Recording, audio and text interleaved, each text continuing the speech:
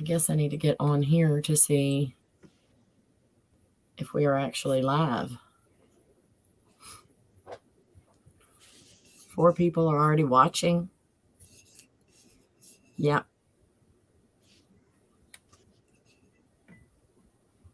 Okay, let me turn it down. I need to do some adjustments here.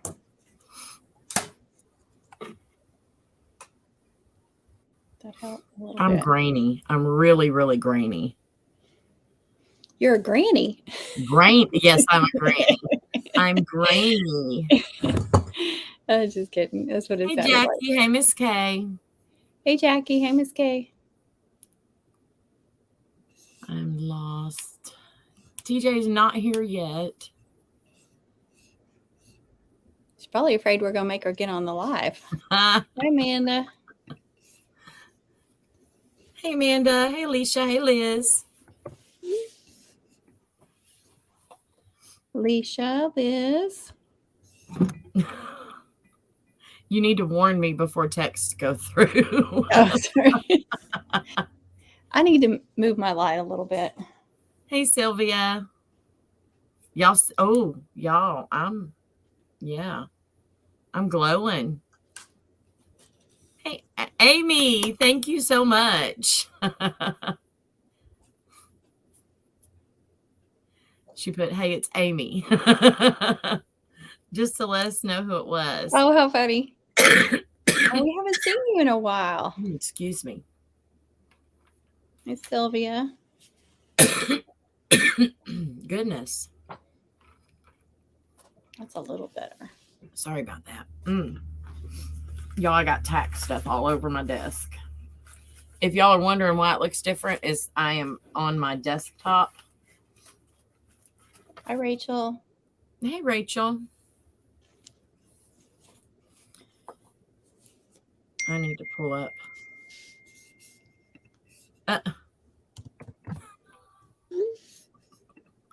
She's acting like she doesn't know what's going on.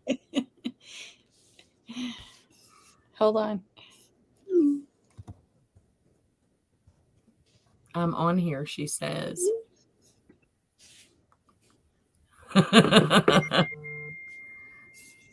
We know, just teasing. We like playing with TJ. There she is. There's TJ. We'll take you in any capacity we can get you. Exactly. I have to pull up my studio. I am not getting on. We need to figure out how we can just put like a really cute emoji face. I'm telling you, I see people do that all the time on these group lives. They'll have like this blank, not even a blank. It'll be like something and it'll be kind of like pulsating and they're talking. You can't see them. That would be awesome. But TJ refuses to tell us how to do that. I wonder why. Right?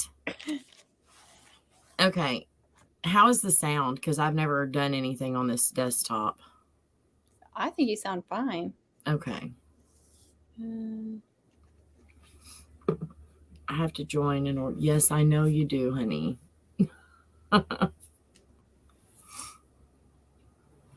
Yes, TJ's going through the comments to say hi to everybody.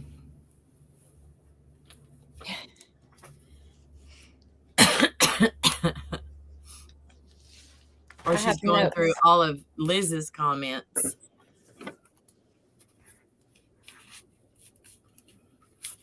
I need to take this off of my clipboard because that one's done. I'm going to take some notes. God, I've got pigs and cows and stuff in front of me. Hi, Jackie. Hey, Jackie. Thank y'all.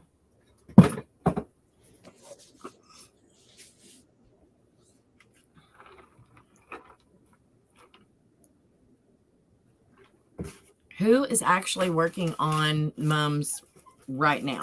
Who is actually working on stuff right now? Not me. Not me. Soon, though. Soon. I'm looking at it. Does that count? Sure. I'm thinking of videos that I want to make. How do you blur your background? Look at you. What are you doing? You just go to settings and virtual background. Really? You can actually add your own. Let's see. Okay. Oh, that doesn't. The green screen feature uses a bit more computer resources. Okay. I want to be in somebody else's living room. Right? It only gives me 2 things. None. Oh, there it went. Dang it. Let me be in somebody else's spot.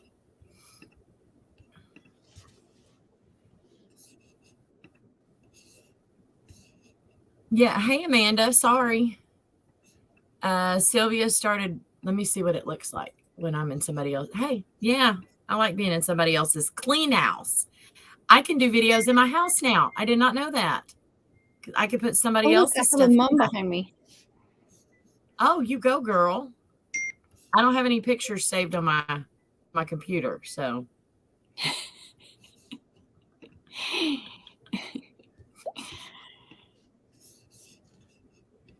Should we find a picture of TJ and put her as our background? Look, I'm.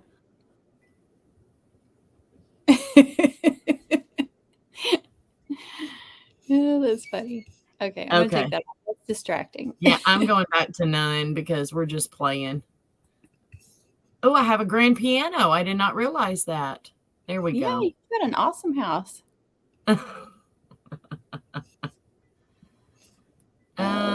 Okay. Sylvia started practicing on mum braids. Liz is fixing to do a layered zigzag. Awesome. Have you been watching TJ's video on slow motion? Yeah, that's what I do. Right. Made a few braids, started organizing all my mum stuff. Yes, Rachel, perfect time to do that. Mm-hmm. So, okay. Do we want to start? We've got 12 people on. Y'all sure. Leave a thumbs up, share whatever you can do. That would be awesome. I would get on there, but then it would echo. I want to do that. Alicia says, I have a small one that's got to go out of town, and she's going to send it to Mississippi. Plain, nothing fancy for her grandma. How sweet. So sweet. Okay. Since you started your stuff first, do you want to start with the first question? The first one was questions. Let's see. Okay. Diana's on here. Okay. Actually, I printed them all out. I put them on a sheet and printed them out. Michelle L, she gave us a lot of questions. She gave us some really good questions. So I'm going to save that one. Let's see if anybody's on here. I have several that are, well, Liz is on here. I know that. Yes. So Liz asked, well, she questioned on both of ours. Right. So I wrote yours down too.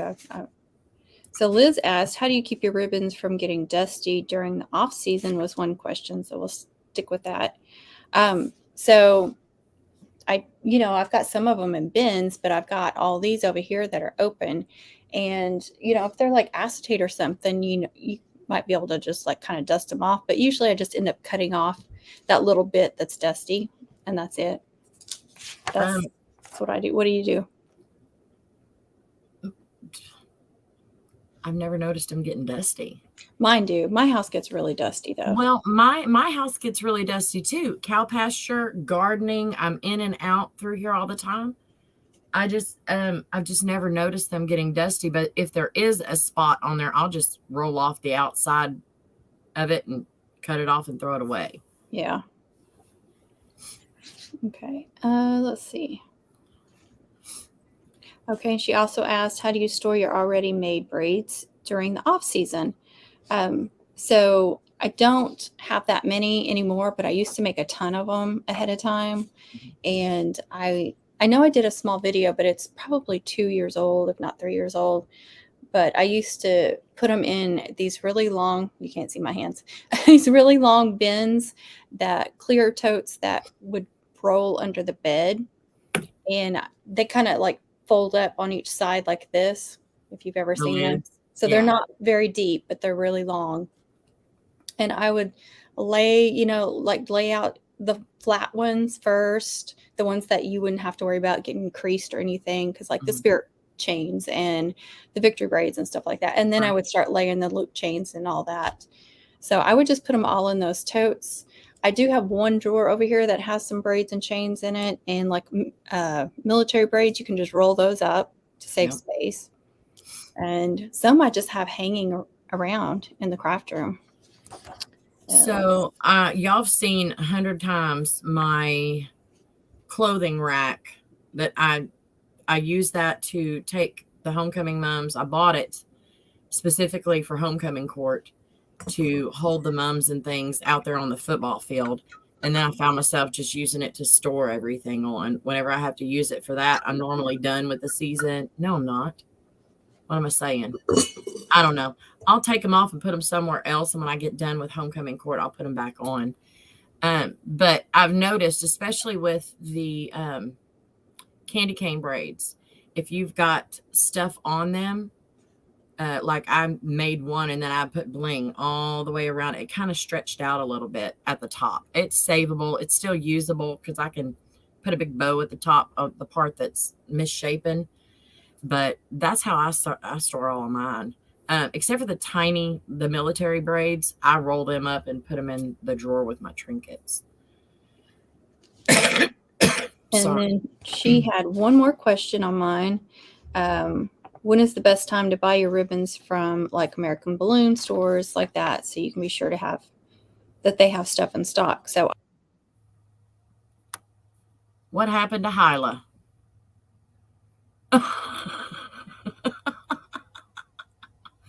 Oops. On the little ones, Liz, I roll them, but the bigger ones, I hang them up. I've had some that have been hanging up for several years. I don't know what happened. Yeah. I had to stream. Okay. I just got kicked out. Where did Hyla go? I know. It said something went wrong. Try again. So I tried again. We stopped where you were talking about you just got finished asking the question. We'll say that. Okay. So when is the best time to buy mom supplies from the mom supply stores? I go as early, I don't go, I order online as early as possible in the new year. So like 2023. Last year I ordered the majority in February. I looked once already and they do not have hardly anything in stock. I mean, they have stuff in stock, but not the stuff that I need, like the stuff that they sell out of, like the 2.5 inch white luster. They don't have any of that. That's something that I need. So I'm just going to keep checking back every 2 to 4 weeks and see when they get stuff in stock and then order as soon as I can. Hi, Robin. Sorry. And Diane, I haven't said hello to you. The best time for me is when I remember and go on there. I'm just telling y'all. I'm a ribbon craft supply hoarder. So if I see something anytime, I don't care when it is, I buy it, stick it up on the shelf. Y'all have seen my hauls. It's best to get early in the season. Like I would go down to Southern Floral at one of the suppliers, and I wouldn't make it down there. I would have to combine a trip to Restaurant Depot because they're right across the street from each other. And by the time I get there, half the stuff that I wanted to buy was sold out. Yeah. But I made it work. You know, you work with what you got. Well, I like to try and get as much ordered at one time as possible. So that's why I keep checking back and see And I still have a lot of stuff from last year.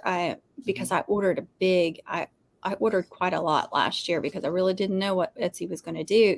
Like I just never know like how many orders I'm going to get. I got a lot, but I did like make it so I wouldn't get overwhelmed at all.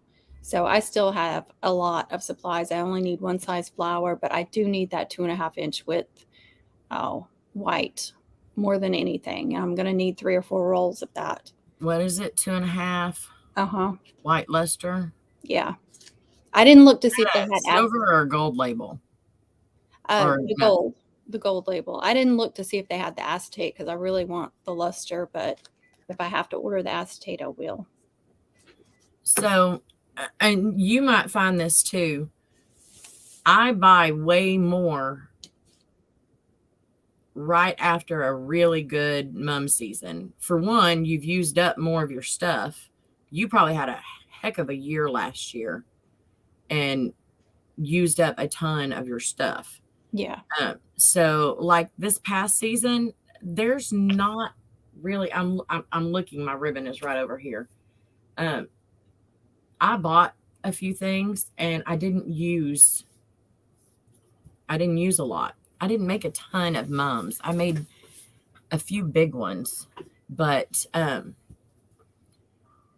the more you make, the more you need to replenish, and which is good because you have more money from selling the mums. Hopefully you have more money from selling your mums that you can replenish.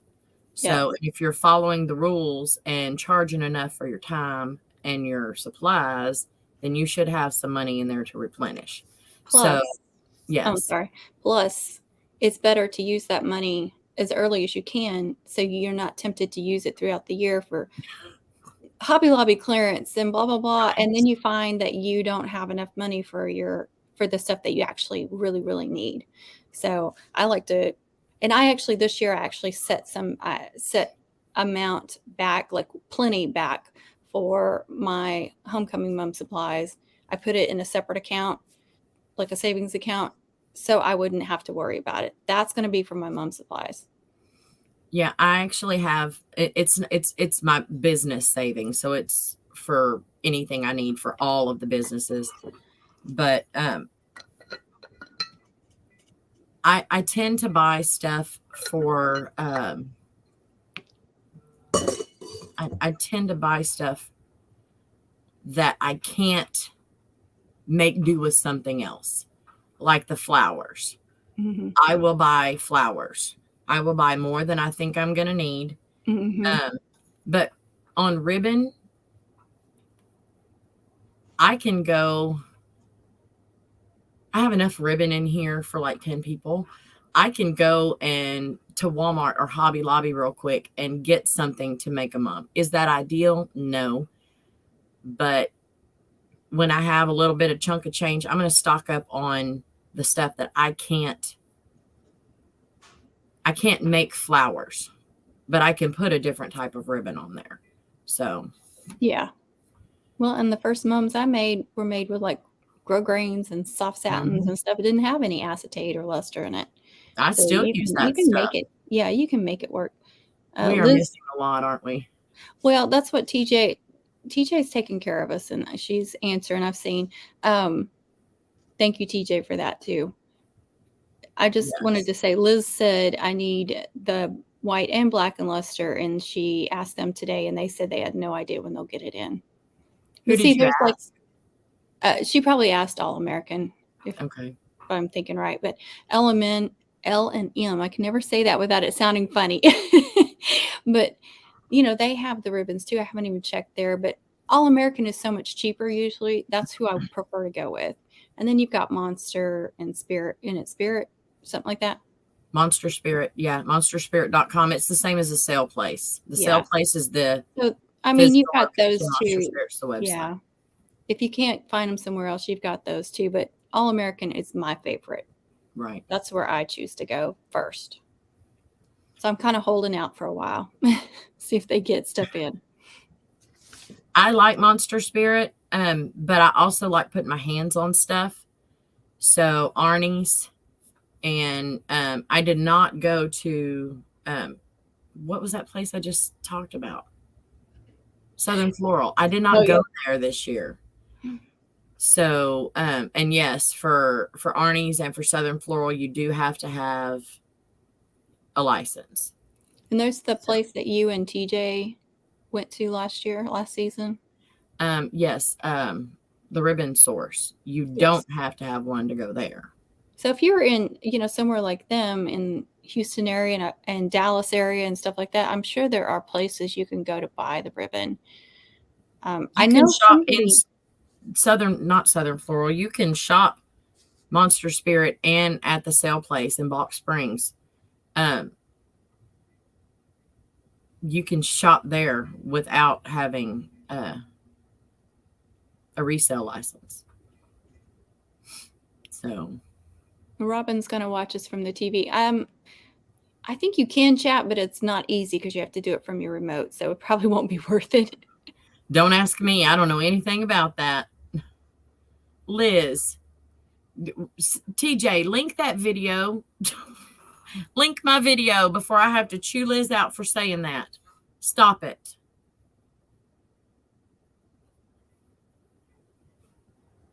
Stop it. Stop it. Miss Rita is for emergencies, right? Yeah, it's better to order online. You're going to get a better price. You are. But if you run out of something or you need something last minute, those places are awesome for that. What, Miss Liz? Yeah, that's what I said. We're going to have to chew her out. Hi, Molly. So if y'all are here, if y'all come over from, I don't think any of y'all have come over from the Facebook page. I shared this on Facebook in a couple of the groups. So yes, get her, TJ. We don't talk like TJ. that. Okay, Rachel has questions too. Yes, Rachel. Okay. Do you keep the wire in the ribbon when making accent bows or big bows for mums? Yes, I do. Yes, I do. And I do not, and I do. I prefer actually not to most times, but sometimes I do. But if you watch me make bows, most of the time, I take the wire out. I just prefer it on a mum. But unless I'm going to do like the spirally tails off to the side, then you want to leave the wire in so you can do the spirals. But for me, the reason why I don't, especially on a big bow, is because you're always bumping. You're just constantly bumping. Like when you mail the mum, they're going to open that up and that bow is just going to be like all like this. You know what I mean? And then when they're wearing it and they're bumping into people, it's just going to keep getting smushed. And most people don't know how to fix a bow. So to me, I just leave it alone. Usually the ribbon, like if you're using a nice wired ribbon, it's going to hold its shape if you don't use the wire. So BH before Hyla, I left wires in all of my ribbons. There's a lot of stuff I did before Hyla that I've changed now. What I was saying a while ago is I posted on the Facebook page. If you're here from Facebook, let me know. Let us know in the comments. So on the loops, I would leave them in. I still leave them in on the loops. On the bows, I don't make crazy big bows to go on mums. I haven't. Not that I'm opposed to that. I just haven't. And if the small accent bows, I leave them in because we're talking this big. And if it flattens out a little bit, I mean. See, this is one of those things where there's no right or wrong. It's your preference. Right. There he is. Hyla makes good points about, y'all, I'm trying to situate myself. She makes good points. She doesn't have to mail mums either, though. I have to I don't. Mums. She does not. That's something else you need to consider that I didn't even think to say. Yeah. She's not worrying about what it's doing in the box. Nope. And I see every person face to face that gets one of my mums. And I can tell them, look, if this bends over, just straighten it up. Yeah. That's the difference between what Hyla does and what I do. She mails 99% of her mums, and I don't have to worry about shipping. It's probably a good thing because I would be out of business because I still have your cute little Valentine gnome. I set it behind me on the other thing. I'm like, dang it. I never remember. I have checks in my purse that, Lord, they've been there for a month now, and they've called me. Did you lose the check and we're too embarrassed? No, it's in my purse. I just don't like going to the bank. Anyway. You can do online banking. You can take a picture of it. Yeah, but then I would have to remember my login.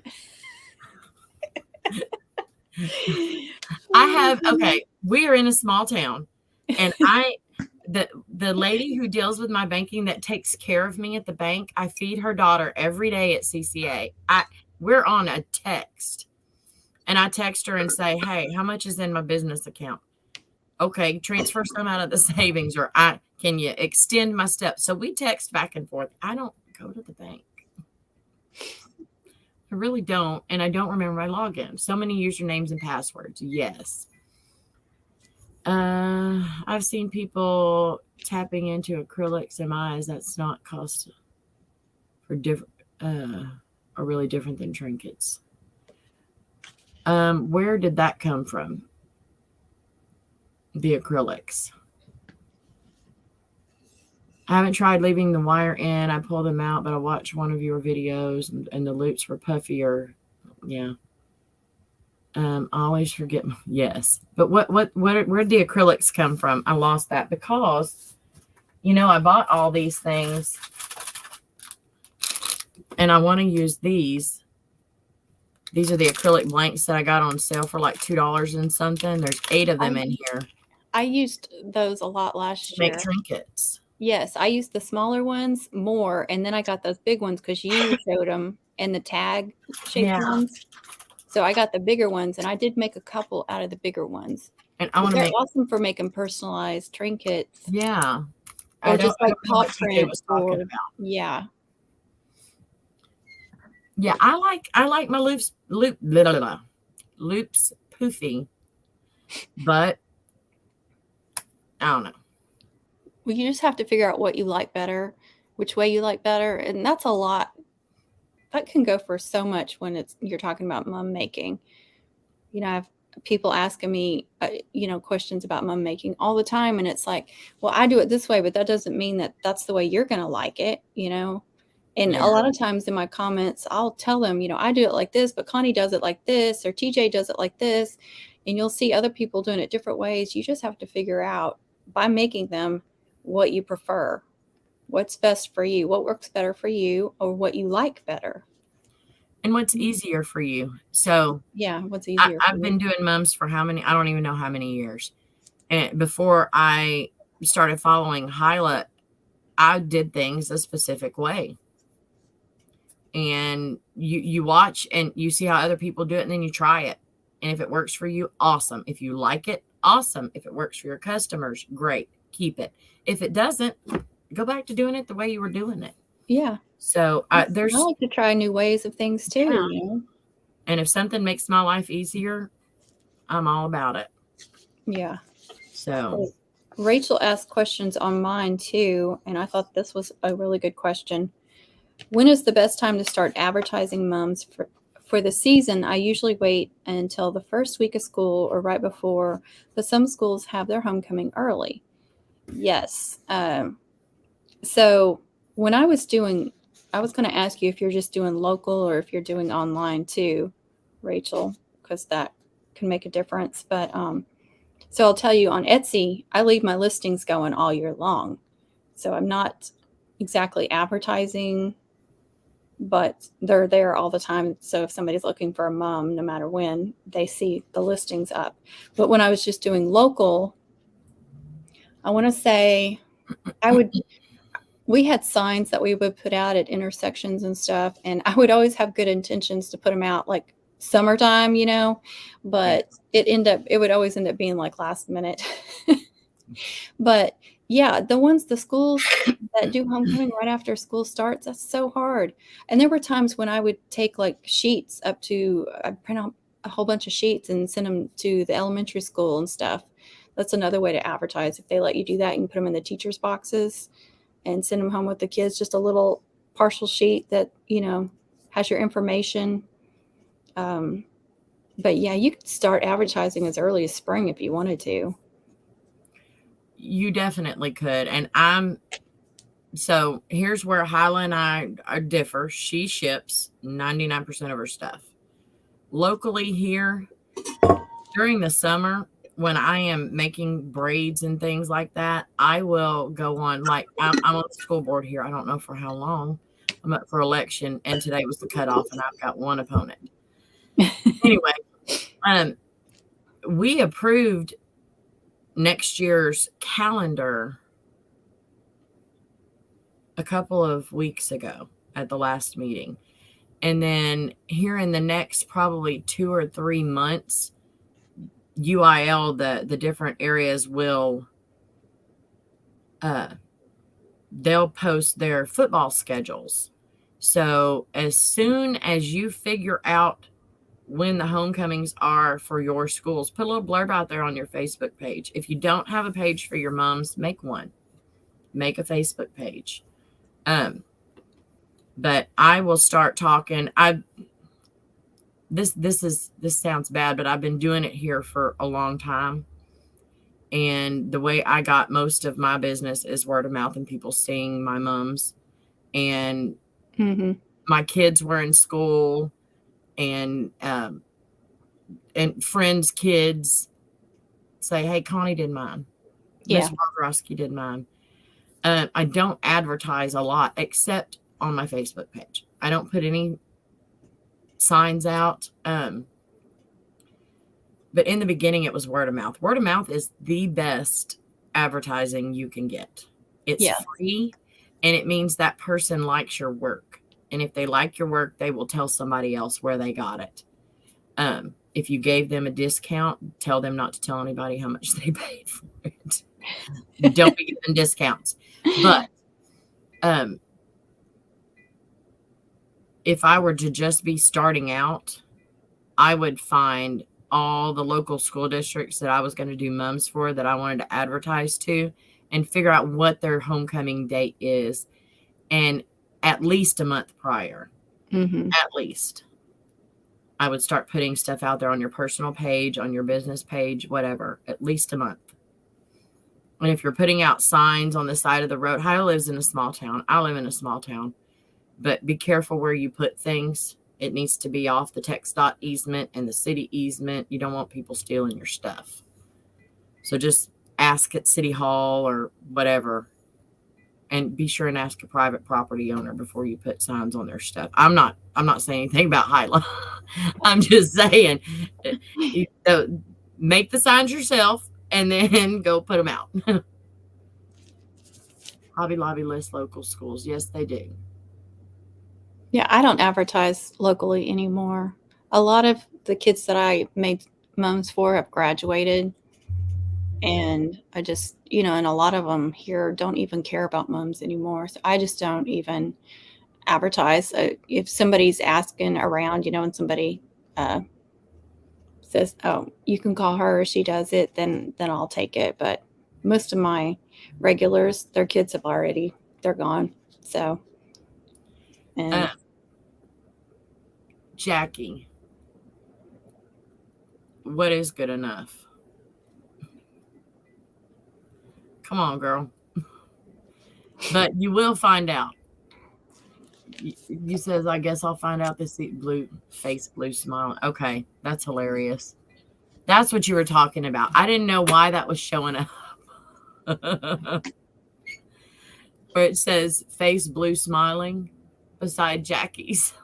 That's an emoji. That's a YouTube emoji. It won't show up on StreamYard. That is hilarious. I know. It'll just tell them, say what it is. Let me try this. Okay. And Rachel had a couple other questions. She said, also, what is the best way to balance out the medium to larger size mums with braids, trinkets, streamers, etc., without them getting too cluttered or looking like they're missing something? Also, thank y'all so much for the helpful videos and live streams that has made my mum game on point, and I am so grateful. You are very welcome, Rachel. Yes. So if you've watched when I'm attaching braids and chains, I always clip them on. I use like alligator clips and different. I'll show you. like these from Dollar Tree, and I just clip them on the backer. And the best way is to hold it up and see how those braids and chains are going to look. And then you can move them around. And I can't tell you how many times I'm like, okay, that one did not work. I'm taking that one off, or it needs another one.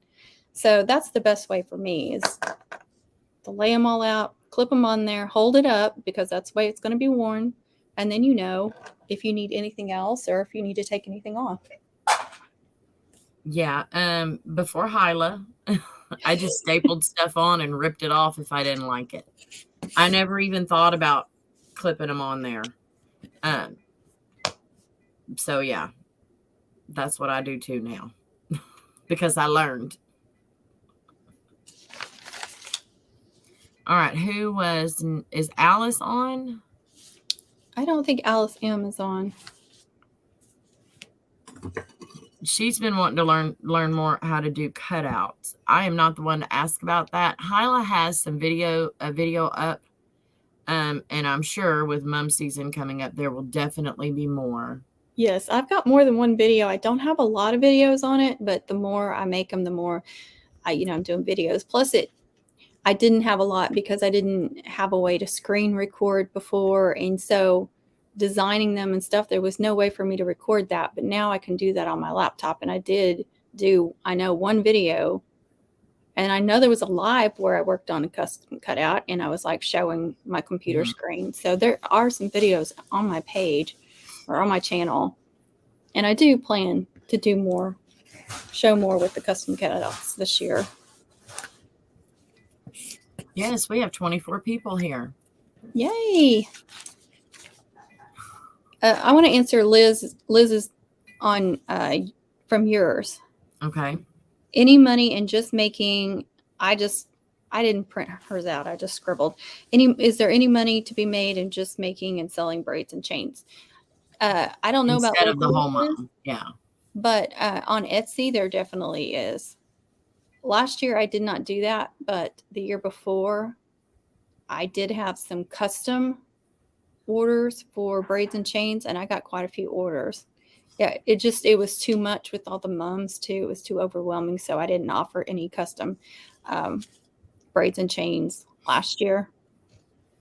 So, I'm sure there is. You see what they're selling for, and there's a lot of. They only offer the loops, and those are the simple loops that anybody can do. They offer a military and then a bubble gum. And that's all they offer. So I'm absolutely certain that I don't know on Facebook if you can advertise that and get some sales that way. Because you guys know I'm not a Facebook person. So I'm not the one to answer that. Right. Yes. But anything to do with the mom, there are people that want to buy stuff. If you would put together a mom kit, if you can buy wholesale, it'll end up being cheaper than what they can get it out at Hobby Lobby. Because most of these people that are making their own mums, they don't know how to make braids. And they're spending a lot of money. So mom kits, the custom braids and things, I'm certain that there would be some good money in it. So we've got Poison Ivy and Texan Patriot is here. Hello, you hey.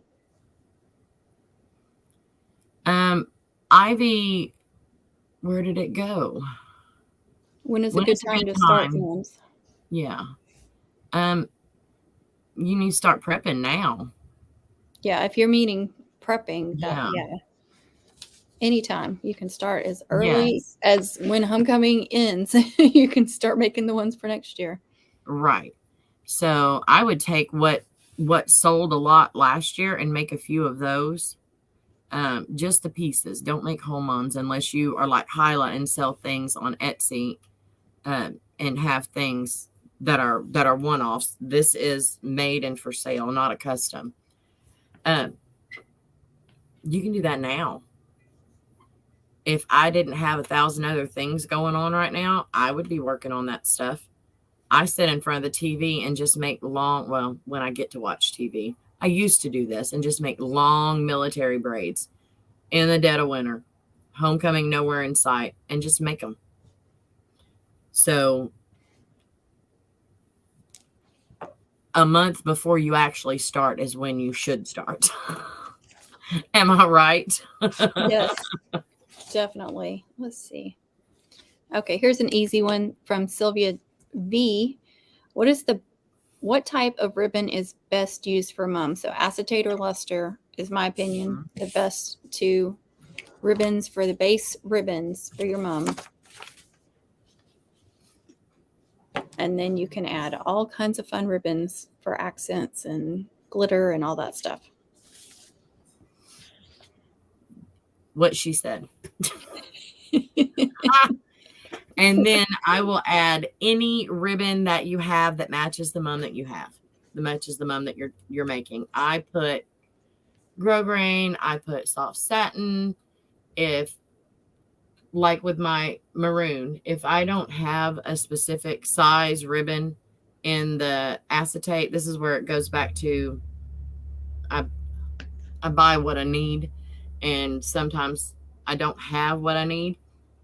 I'll use whatever I have. So if I need to, I'll use a Christmas ribbon to make the base of the skirt.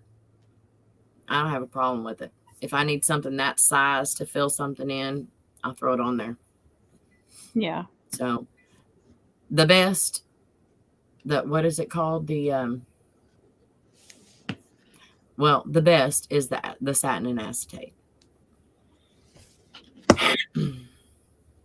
TJ does not prep. You're not lazy, honey. You're anything. You're welcome, lazy. Jackie. Yes, Jackie, you're welcome. I don't do much prepping anymore either, TJ. Because everything I seem to prep, I end up not being able to use on a mom, and it drives me nuts to have all this stuff that I can't use, and then I have to find something to do with it to store it. Yeah, it takes more work to build a mum from scratch, but it's annoying when you've got all this stuff and you can't do anything with it. Right, and then you have to store it.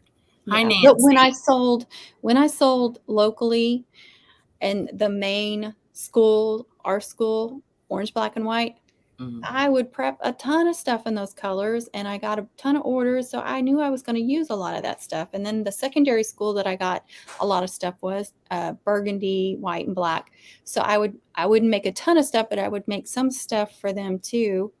So with selling on Etsy, there's so many color choices and there's so many sizes. I just don't know what to prep and what not to without having a ton of stuff left over, and I don't have anywhere to store that kind of stuff.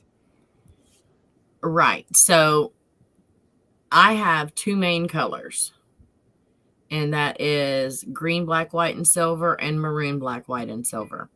So I can prep. Just like what she said, I can prep a lot of braids and chains. You can do solid white for seniors, but it doesn't just have to be for seniors. Sometimes you need a pop of white or a pop of black on a mum to bring something out. And you can always add in printed ribbon in a color that you need over top. Yes. So you can do basic white, basic black. And white and black. And white and black, and then add to them once you know what mum it's going to go on. Yeah. Well, you're saying that, and I was, a lot of mums, I will put white and black braids or chains in between the colored ones, like I'll have a red, black, and white one, and then I'll put a black and white one, and then a red and white one. So making some black and white ones in advance is a good idea too. It actually makes... For me, I use a lot of them. Yeah, me too. And it makes your colors stand out more. Yes, it does. Look more vibrant. Yes, it does. So, Terry, last season was my first season for selling, and I swore this year I would prep at least basic chains. Yes, do that. Yes. Do what works, what's going to work good for you. Like I said, what worked for me when I was selling a lot locally and what works for me selling Etsy is completely different. Completely different. But the good thing about Hyla having all these different colors is we get to watch her make them all. Yeah. We get to watch her make all of them. And it's fun to do different color combinations and all different sizes and stuff. It is. Thank you, Because Jackie. yes, Jackie, that's very sweet and true. Good But once I advice, get TJ. done, yes. Once I get done with one school, I have 2 main schools that I do. Once I get done with one school, I am so sick of looking at that color and I want to do something else. My ADD is like, oh. Yeah. And I know I'm an instant gratification kind of girl. I want to be able to say, I have that chain, that chain, that chain done. Put a name on it, put some trinkets on it, send it out the door. And I need to get stuff done quick because of everything else that's going on. Yeah. So you're going to have to figure out what works for you and how you work best. If you, the only way you can do that is by doing it, by experience. Trial and error, mostly error on my part. you will have happy accidents going, oh man, I screwed that up. But wait, that looks really good. Yeah. Or let me try this. And that ends up looking better than what you originally planned. Exactly. You did do a lot of red, black, and white last year, TJ. I got to do some red, black, and white last year. I was so excited. I bet you were, a red being your favorite color and all. Yes. See?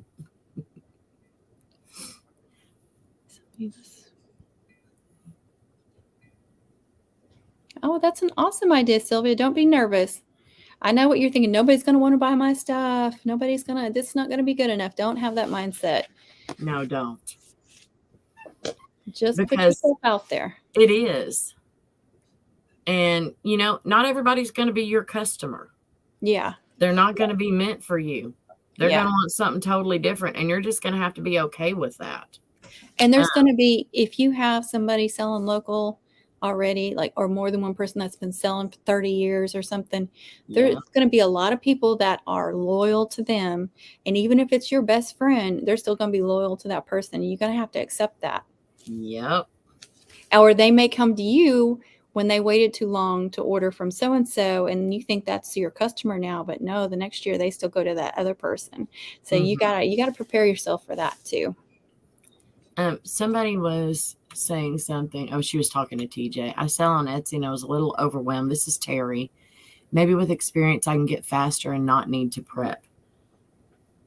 I have a ton of experience and I still have to prep for the way that I work. I have to. Some things I make on the fly, but for my brain to function and me to be able to work, I have to prep. Yeah. So, Terry last season, first season, and I did way more than I expected. I peeped last season. She must be doing talk to text. I love that, Nancy. She prepped last season, not doing it this season. Okay. Gotcha. Can I say something before I forget it? Because I'll forget. They're talking about selling on Etsy, and TJ's telling Terry how to do the date of their homecoming, and it helped. Yeah, look at other people's listings. If you decide to sell on Etsy to somebody, or you're new at selling on Etsy, and you got overwhelmed, or you're having trouble with certain things on your listings, go look at TJ's. Go look at mine. There's so many people that sell on Etsy, sell mums. Go look at their listings and see how they have them laid out, and just know that we've learned from trial and error what works for us on how we do our listings. So get ideas from other people on how to do your listings so you're not so overwhelmed, because that happened to me my first year on Etsy too. It was just insane. And y'all don't think it's copying somebody. You don't have to reinvent the wheel. Everything you do. Don't make it hard on yourself. Find somebody else who's done it successfully and do what they do. It may not all work exactly like you need it to. Tweak it and make it your own. But don't use their pictures and stuff like that. Oh, hell no. Yeah, let's not confuse them. Like, you can go over and see how they're selling and what they're doing and what they're pricing and stuff. Absolutely do that, because that is, how do you know what to charge if you don't know what everybody else is charging?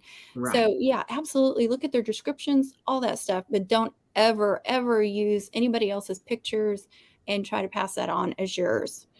Please. Never. No. I've had that issue. I think most people, a lot of people in the chat know that I've had that issue myself. So please don't ever do that to anybody. But I see how they're doing it. I mean, look at the listings. Just like Hyla said, if I were to want to sell something on Etsy, the first place that I would go is to Hyla's and TJ's Etsy pages and figure out, I'm calling them pages, Etsy stores, storefronts, whatever they are, because I don't know squat about Etsy. I would go to one of theirs and look at how they're laid out and how they're listing them and the different things. So, yeah. Yes, absolutely. And I've learned so much from TJ on selling on Etsy. And you are more than welcome to, I know you're more than welcome to ask me questions about selling on Etsy. If you have questions, I'll do my best to answer. Who's talking about burgundy? Rachel, that is the worst thing to find any prints that are not burlap. It's hard to find burgundy or maroon. Good night, Jackie. Yes, night, Jackie. Oh, Alicia's got to go too. Okay. Good night, Alicia. Thanks for joining. Thanks, Jackie, for joining.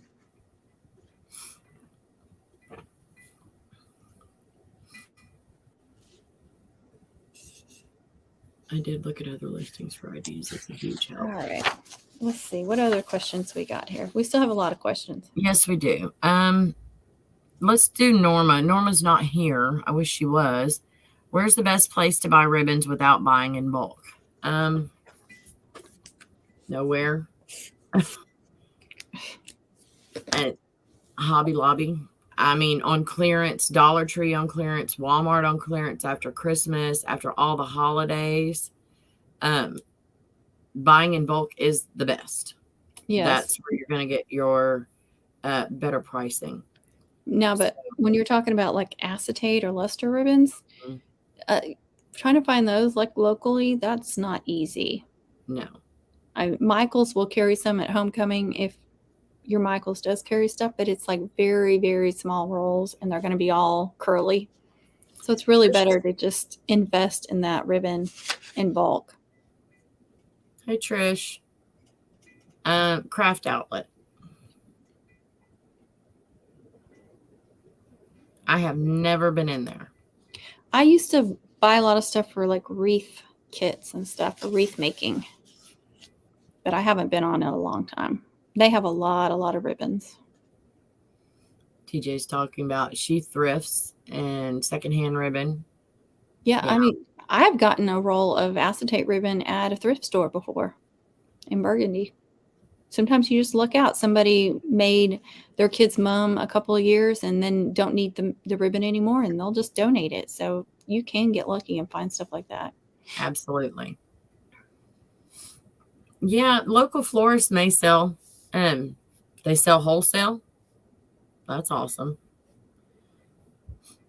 It's usually way more expensive though. So I just, even when the first year that I made some mums, you know, when I decided to make my daughter's mum, I ordered from L&M. I can say it. Why can I not say L&M? But I didn't order the ribbon because I still did not know what all went into a mum. I would just kind of got the concept of it. Mm-hmm. But I did order like trinkets and bells and the flowers and stuff. But I ordered bulk, and then I ended up making several other girls' mums that year too, even though it was my first year. So right. I just think it's better. I was like, you know, I'll probably make them more than once. You know, I'm a crafty person, and I've made corsages and boutonnieres and bouquets and stuff. So I was like, I can do this. I can make this.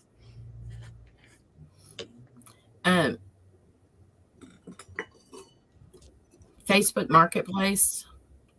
If you're not on some of these mum Facebook pages, sometimes they sell on there. Where else?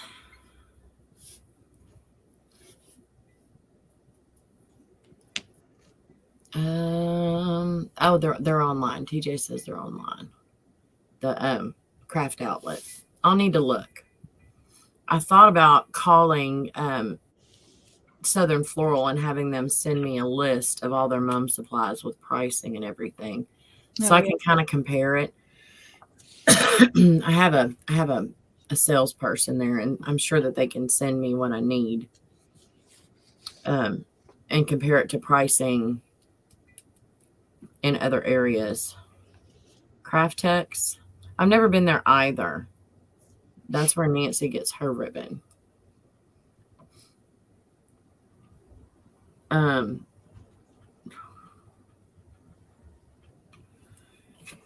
Let me see. To buy trinkets besides ribbon. Any of the places that we've already talked about are good. I don't really buy much ribbon on Amazon unless I was looking for the printed burgundy ribbon, and I didn't find much of that. So I've bought acetate and luster from Amazon before. If I only need like one color and one size, because I know it's going to be more than likely it's going to be free shipping. So instead of ordering from like a mom supply store, I know I'm going to pay a little bit more, but I'm going to pay shipping if I order it from there. So I'll kind of, or if the mom supply stores are out and I find it on Amazon, then I'll order it from Amazon.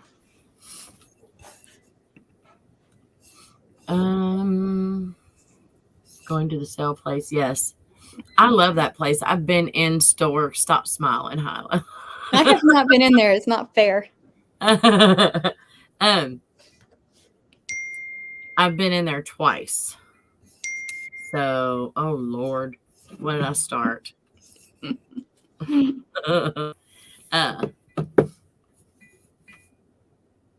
Oh, thank you, Christina.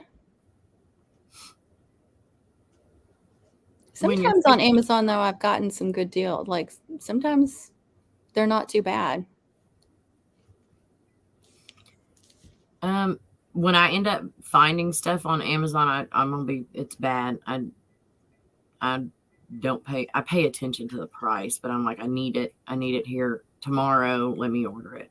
Yeah, exactly. Yes, the Whataburger mom was awesome. Sylvia had another question. I think where was it?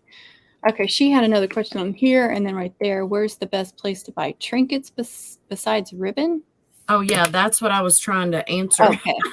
But she also asked, what advice can you give someone that's thinking of making mums as a business? So my first question to you, Sylvia, was, are you going to just sell locally or are you thinking about selling online?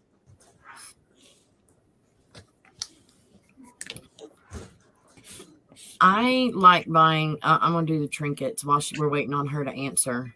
I like getting the trinkets. I like going and buying them. I get it from the sale place and from, where's that place? Dang it. Southern Floral. I can't remember the name of the place. Because I like buying them in bulk and putting my hands on them. Yeah. And she said local. Okay. Well, I think we were kind of talking about that earlier about advertising and stuff. So, yeah, if you've got like a Facebook page, I think that's a really good place to start. And putting your picture, you got to put pictures of your work up, though. People have got to see your work. And Absolutely. just start, and if you have a child that's on like a sports team or cheer team or something like that, tell those other moms. That's what I did. It was when my daughter was little and she was in the little peewee cheerleading squad. And I was like, hey, I'm making her mom. Here's what hers looks like. Does anybody else want me to make theirs? And here's the price. And I was like, ding, ding, ding, ding, ding. And I was like, what? Yeah. I couldn't believe it. All right, Diane. Another thing that you can do is, and I've done this and it worked, find a student at the high school that well and tell them, look, I'm gonna make mums this year, and I'm gonna give you a sheet, and for every person you send me, I'll give you $10 off of your mum. And they ended up getting their mum for free. Awesome. And yeah, so take this, show all your friends, tell your friends, and it was unlimited. So if they ended up, sending me 40 people, which that didn't happen, they could have got a $400 mum for free. But that's 40 people that I would not have had. And I put the caveat on there. They can't already be my customers or my kids or anything like that. But that stuff works too. That's Have a good a idea. kid, if they have one of their peers telling them, hey, I'm getting my mom here, they're more apt to say, okay, let me get mine there. Mm-hmm. So. And when I talked about signs, I would always put one in the front yard by the road. And that got me more customers than any of the other signs, was just the one in our neighborhood. Really? Mm-hmm. And I guess it's because they're driving by my house and they know, okay, she lives in my neighborhood. It's not just some stranger with a sign with a phone number or whatever. Right. I guess just having a house that, they know where I'm at, that just made it better, I guess. I don't know. Yeah. But I got several orders from that. I didn't even put that out last year. I told Kevin, I said, I'm not even messing with that. Trish said that she did a raffle, so $10 tickets and gave away a $200 mum. There That you is go. a great idea. That's a great idea. Yes. All right, Nancy. Thank you for joining us. Bye, Nancy. TJ, I totally agree about Amazon and trying to find mum stuff. Like if you try to search like mum trinkets or something on, oh my God, or mum flowers on Amazon, you get just a bunch of crap that has nothing to do with homecoming. It's ridiculous. A bunch of wedding stuff and so hard. I actually thought about buying, because some of the places that I shop, the more you buy, the cheaper the price, and just offering it for sale to folks on here. But then I would have to, ship, and we all know how Connie and shipping works. Well, it's why we love you. I hope you still do. I'm sitting over here listening to you know me. Maybe I can reach out and touch it. No, I'm touching Connie. Petting Connie. That's the wrong side. Not on mine, it's not. It's the wrong side on mine. You're touching. No, scooch over some. Scooch over some that way. No, your hand. I was. Here. Just like there.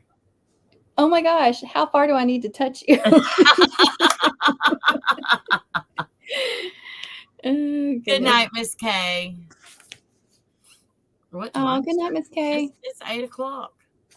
Everybody's leaving us. Tell her, TJ. Tell her it was the wrong side. But that's funny. On mine, it's right here. She's right there on mine. You are right here. There you are. Yeah, you're pointing at me. But when I point this way, I'm pointing at you. Isn't that funny? So you're over here? Yes. And you're over there. TJ's, yours is wrong. Oh, good night, Liz. But we're not. I know what it is. Wish y'all could stay. I hope we answered your questions. Yes. Good night, Liz. Diane is back. And I still haven't gotten to Michelle's question. She gave us a lot of questions here. Some really good questions. Yes. Is Michelle still here? I don't think she was on here. Oh. I was trying to do the people that were on here first. Oh, yeah. Let's see. Yeah. None of these are on here, so. So, Michelle, let me start with the first one. Do you have any suggestions for pre-making blank mums? Okay, so the only time I make any pre-made mums is I started the last 2 years on Etsy. I made a few pre-made mums, but it's really difficult if you don't know, especially if you're doing it online, you don't know who's going to want or need what colors, what size, whatever. But I've done pretty good about selling most of them, the majority of them. So, but, so if you're just doing locally, you would know the colors and stuff. I would make sure that you have spaces on that mum for them to put stickers on. That's what I try to do. Like I try to leave some loop chains for them to add stickers to, or some plain ribbons off to the side, or make sure there's some ribbons, plain ribbons, kind of in between the braids and chains. So if they want to add the year, or, you know, if they want to sneak in some stickers, some letters or something. So that, I mean, that's just, I don't know if that's what she was wanting, but that's what I do. I don't make a whole lot, and I probably should, because I get a lot of people, hey, do you have any extra mums? No, I don't. And the way it always happens is you'll make, like, maybe you'll have a couple of girls' mums pre-made, and then they'll want the garter mums. Right. I mean, it just always works out that way. You never know. One year you'll get a whole bunch of orders for garters, and the next year it'll be a whole bunch of orders for girls. Mm-hmm. Another good question she asked was, what sort of system do you use to take custom orders and keep track of those orders? You say yours, and I'm going to grab my... Oh, are you going to go get your stuff? It's right here. Mine's within reach. So I have a binder, just a school binder. And I've actually got a just a 3-ring binder. I can't show you everything in here because there is an order in here that I had fulfilled, so it's got personal information on it. But when somebody orders from Etsy, I print out their order and I put it in this binder, but I put it in a date of homecoming order, if that makes sense. So let's say March 1st, I would put March 1st, and then I would put the March 8th ones after that. And then, you know, every week after that, every homecoming week after that. And then, but you know, you have more than one order for those dates of homecoming. So I put in who ordered first, goes on top. So each person that ordered for March 8th is going to keep going underneath, but they all stay in March 8th because I got to make sure that I get those March 8th orders made and shipped out in time. Now for locally, when I did local, I did the same thing, but I made a sheet that I printed out, and I would just write in the information that, you know, what names they wanted on it, what size was it, you know, all the personal information and how much it was and stuff like that, and their information, their phone number and all that good stuff. And the same thing, I would put it in this binder, but I would put it per school because, you know, the school was going to have the same date of homecoming, and I would put it in order of who ordered first. And then, but I also have to do something to keep from getting screwed up with Etsy, because I'll get so many orders, is I will print out a sheet with each date of homecoming, and I'll put their name, just their name, and like right beside it, like if it's a peewee mum or it's a mini mum or it's a full size or whatever it is. And I'll just print out 1 or 2, 3 sheets, however many orders I have. And then as I get it done, I will highlight their name off there. And then after it ships, I'll take my Sharpie and I will mark through their name with the Sharpie so I know it's shipped and it's done. And so I can see, just from flipping over my binder, I can see, okay, March 8th, this is how many I have to make, or how many I've already shipped, and here how many I've got left to make. And then I can keep looking. I can, just from that sheet, I can look at the next few weeks and see what I have to make. And that really, really helps me out. Your turn. Okay. I don't ship. I know I've said that 1,000 times already. Do you ship? No, I'm sorry, I don't. So I have 2 schools that are my main schools. I do different ones. I'll do Belleville. I'll do Navasota. I'll do Anderson, Shiro. I take my orders, and most of my orders come in on Facebook or text. And that's the only place they come in. Hey, can you do me a mom? Mostly text. Or Facebook Messenger on my personal page. And then I have, and I'm just going to fold this down. The top part basically says Waller County Catering, Cakes and Crafts. order for them. And I will put a picture of this on my Facebook page to where they can see my pricing. Be sure to update it and change your pricing every year.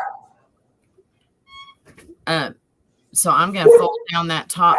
Really? The only part that you're missing is the name. And then I have phone number and email. And then I'll have name 1 and name 2. Y'all, I'm having to look at this in the camera. So this is the person that it's for. And this is their significant other, if that's going on there. Any activities, grade, age, athletic number. So some of them have 4 different athletic numbers. So I'll put baseball with the number, whatever. Special requests. So if somebody wants, I had one girl that said she wanted something Trump on hers. So that's where the special request came in. School colors.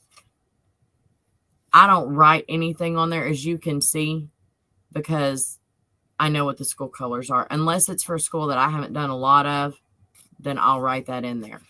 And then I will put, please note that all activities may not be available. Every effort will be made to include them. And then I have my price list. So basically, and then I have the total, all the stuff down here. And at the bottom, I have the dates. Where am I going? I can't see which way to do this. Yeah. Okay. And it has the dates of the schools and the deadline for ordering. And it has on here that there will be an additional $15 rush order fee if it's orders received after the deadline. I take a 50% deposit on local orders. 50% deposit no matter what. Don't even start it until you have money in your hand.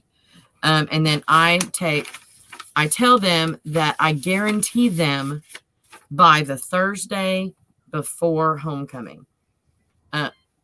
If you're shipping, that's not going to work. I don't ship. Only local orders. And they come here to pick it up. I ain't delivering nothing. Sorry. I might meet somebody somewhere if I'm going to be in that area. But they come here and pick up. So they know, don't call me. I guarantee you to be able to pick it up by this date at this time. And it's the Thursday before homecoming. Now, if they need to have it for a parade, they tell me, hey, can I get it a couple of days early? I will move them to the top of the stack. I'll put that in the special request. I tell them I do my best, and I've never not done that. But then I just basically put them all in a stack. Hyla does it by order number. I do it by whatever the heck I feel like doing at the time. So none of these folks know. They don't know that, they were the first to order. They don't know that unless you tell them. They don't know what order they are in here. So I make them what works for me. So if I'm making garters, or if I'm making a couple that match, I'll make both of those. I don't care what order it is. To me, the order doesn't matter. And I tell them when their pickup date is. And if it gets done sooner, I'll say, hey, I got it done if you want to come pick it up. So that's how I keep track of them. They go on a clipboard. And I even have all the same schools on one clipboard. When they get done, I take a marker or a pen and write done across it and put it at the back of the stack. It's what works for me. Yes. One of the reasons why I do the date they ordered first, whoever ordered first, it has to do with shipping. Because, if somebody whoever orders the first, I feel like theirs should get made first and get shipped out first, because you never know what's going to happen with shipping. Right. And it just makes me feel better that if they ordered earlier, like they may have ordered 2 months before this person. So I feel like theirs should go out first and make sure they get it. And then the person that ordered last theirs should ship out last. But like I said, completely different scenarios. So 2 different ways work for us. Yeah, because I don't take orders 2 months ahead. You take orders year round. So, I prefer for them to order really, really early. right. It helps me out.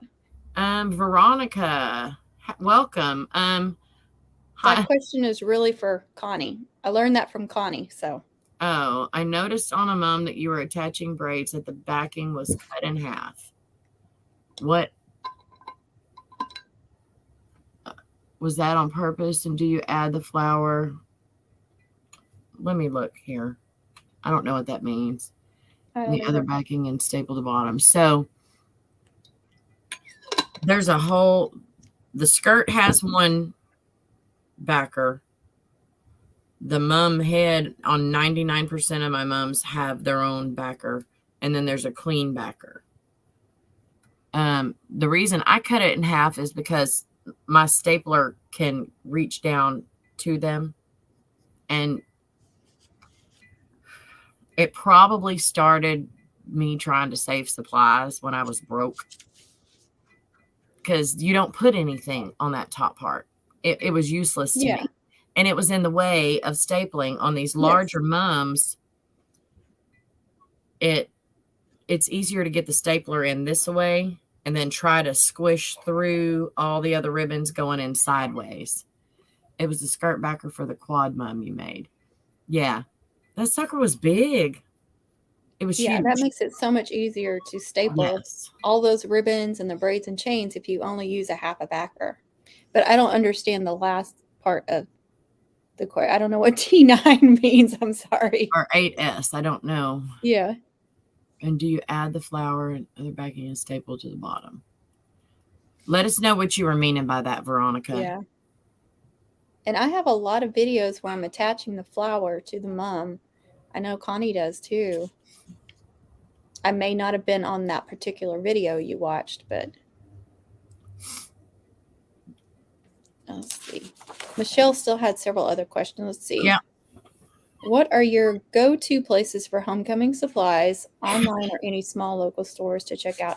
So in my description, I put and it's at the top. I put my 2 favorite online stores, links to those stores in my description. It's almost at the very top. So because I get asked that question more than anything. So I try to make it really, really easy for people.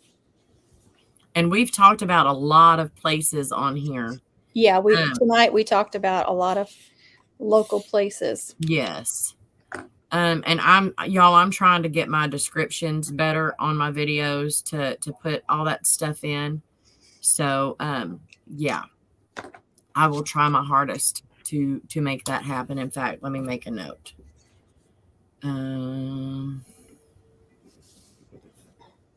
Yes. And she was talking, it's is and two. And yes, she added the mum to the mum backer.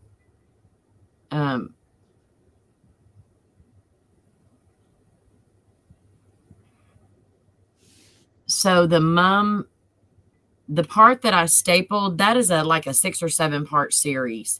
The part that I stapled the skirt to, I did not put the flowers on that. I made a whole other backer just for the flowers. And then I put the flowers on that, and then I stapled the skirt half backer to a stiffer piece of cardboard. Remember, we had to put that because it was a huge thing. And everything was stapled together. So it was just for ease. It was just to make it easier to handle.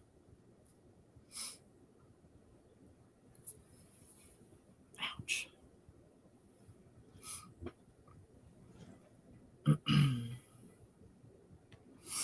I staple all the backers together. I don't if that's what she's asking. Yes. And I attach the flower. I usually do my flower last after I've got all the backers together. Yes. Oh, wait a minute. Sylvia asked a question too. How do you know how long a mum should be? Do you just tell the customers the sizes you make? Yes. On my list, it tells them exactly how long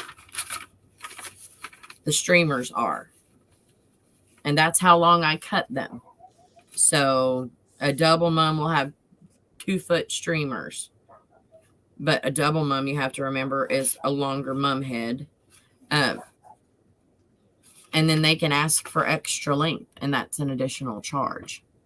So I tell them exactly what the size of the streamers are going to be.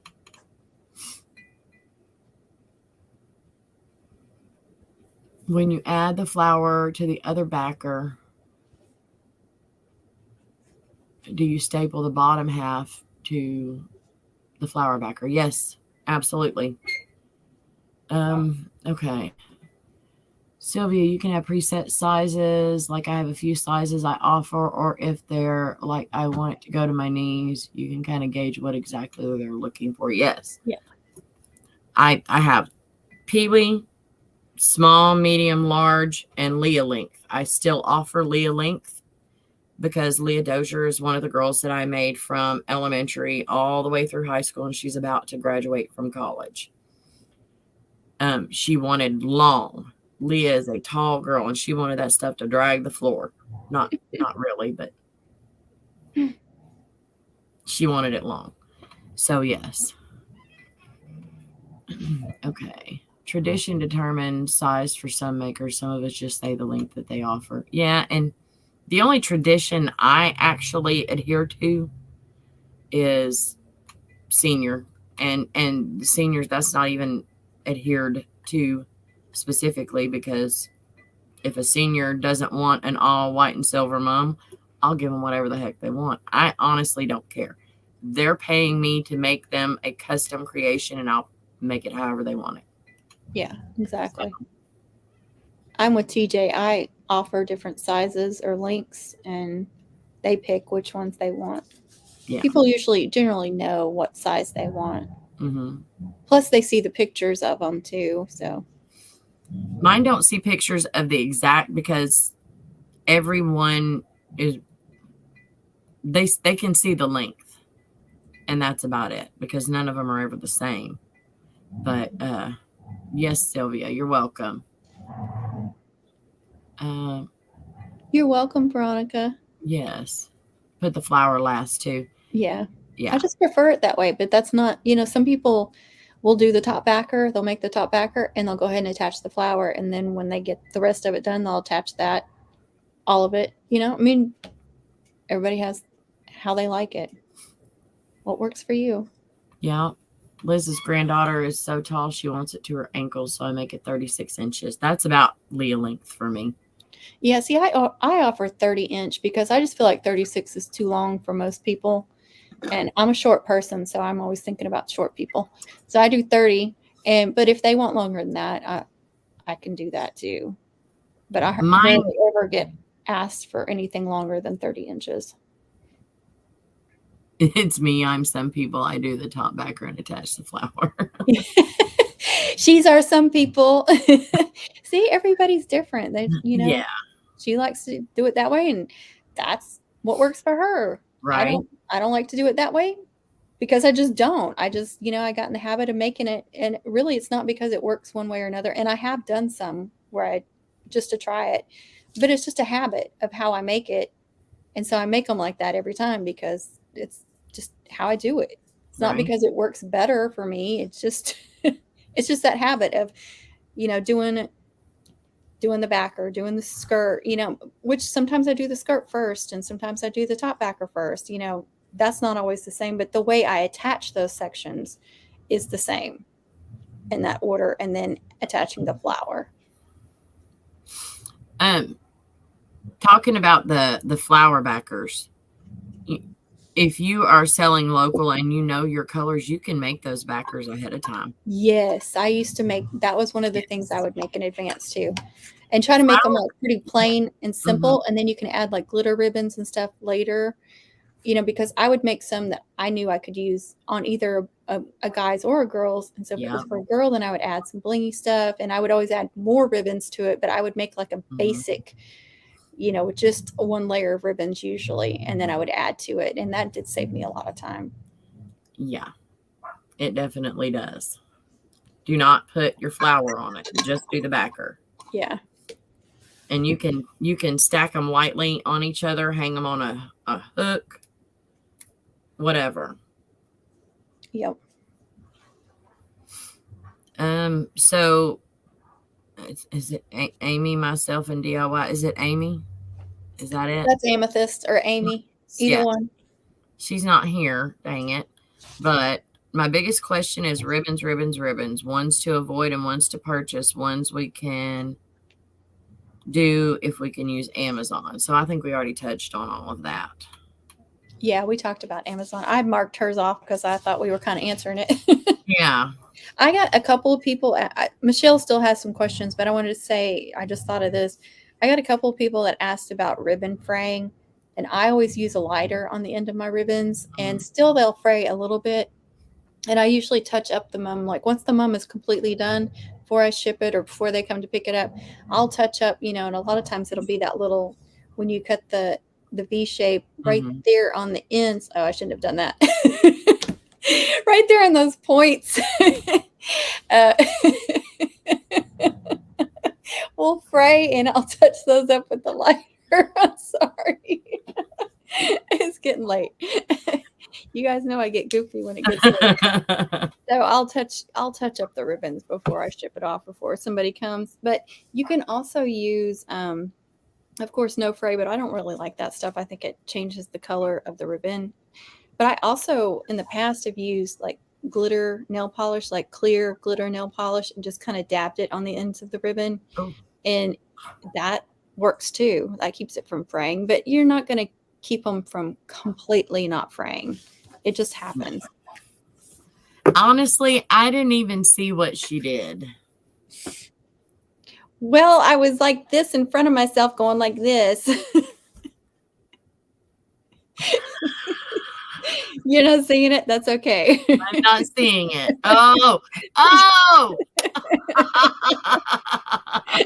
I had to do it to myself. And now she's going to have to mark this as not suitable for children because of me. That is hilarious. Oh, my goodness. Okay. Well, I was talking and doing it, and then I looked at myself, and I was like, oh, my God. What are you doing? Okay, all the stuff in the chat, I think we caught most everything. If you had a question that we did not answer, please repost it. We crack ourselves up too sometimes. All the time. Yes, already, Diana. It's already goofy. TJ, this is hilarious. Clutching pearls. Oh, my goodness. She's yawning. Yeah, well, I got it early. I still have cookies to finish tonight.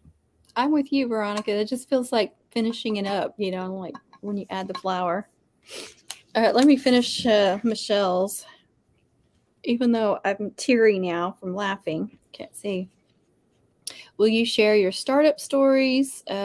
What do you wish you had known about mum garters before you started making them? What are some common mistakes to avoid? How do you handle last minute orders and decide when to start cut off custom orders? Which braids are your favorites? Okay. Yes, does one of those at a time. One at a time.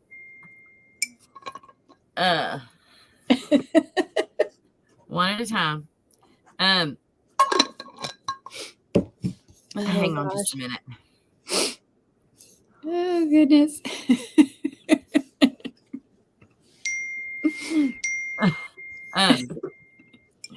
Yes, cookies. I'm working on cookies, and I can't print any of them. I was so mad. I wanted to use my Eddie, but I can't. That's not what this order is. Anyway, what was the first question?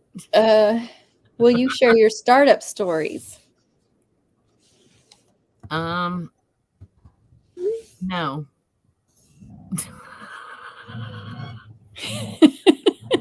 That dinging noise is us texting. That's what that dinging noise is. Sorry, Liz. Mine is on mute. Sorry. Well, I wouldn't be able to hear you if I turned mine down. On your phone? No, my texts come through on my computer. Oh, okay. What was the question again? Eddie needs a new name. Oh, share Oh. your startup story. See, I told Yes. you it's goofy time. Yes, it is. Yes, Edward. Anyway, Is this Twilight or something? yeah. Oh, girl, I'm a twihard. I am a twihard with a vengeance. I will watch those shows over and over again. And I am Team Edward, but I love Jacob too. That's why my dog that passed away a few years ago, his name was Jake. Oh. Anyway, his full name was Jacob Edward Waworowski. I'm telling you, I named a stupid dog after a fake werewolf and vampire. All right.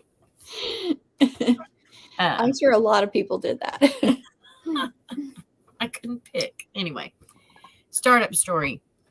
I was still like to get some shortbread cookies. I don't make shortbread. I don't make shortbread. I make sugar cookies. I could, but I never have. Anyway, excuse me.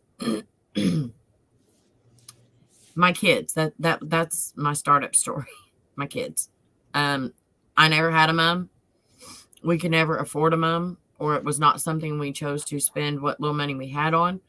So I never had one. And I wanted to make sure that my kids had them and had the best ones. Is that Kit Kat? Yes, you can't. Come here. Kit Kat. Come here. Come here. Get closer. She perked up. Oh, Lucy just pushed her out of the way. Hey, Lucy. Now they're gone. Okay. So I just went and bought a bunch of stuff so I can make them. And I guess it was good enough that friends saw it and wanted some too. So the next year I made them and then added a couple more. And the next year I made them and added a couple more. And then my oldest, this is how I got started on doing homecoming court. My oldest was on the cheer squad, and at our school, the cheer sponsor is responsible for dealing with homecoming. So she asked me, if to give her a price for doing mums for homecoming court. So I did, and I've been doing them ever since.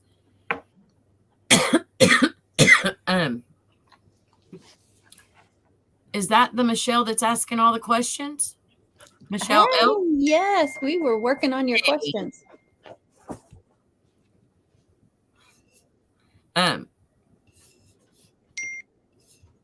Yeah.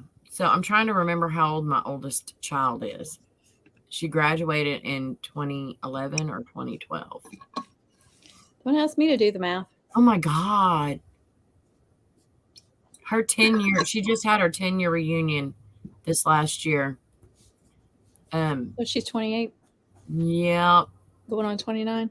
She was born in 94, so she'll be 29 this year. So 10, 15. I've been doing homecoming court for about 15 years now. So it's been that long that I've forgotten how it started. I know it started because I wanted to do mums for my kids. So, and it started out very basic, and I started watching YouTube and finally found Hyla because all the other ones are from way back in the olden days. So, yeah. Okay. There was something about polypropylene ribbons. If you guys remember early on my channel, I used a lot of polypropylene ribbons. Polypropylene is really slick and it's very, very shiny, but it's a lot less expensive than like acetate and luster.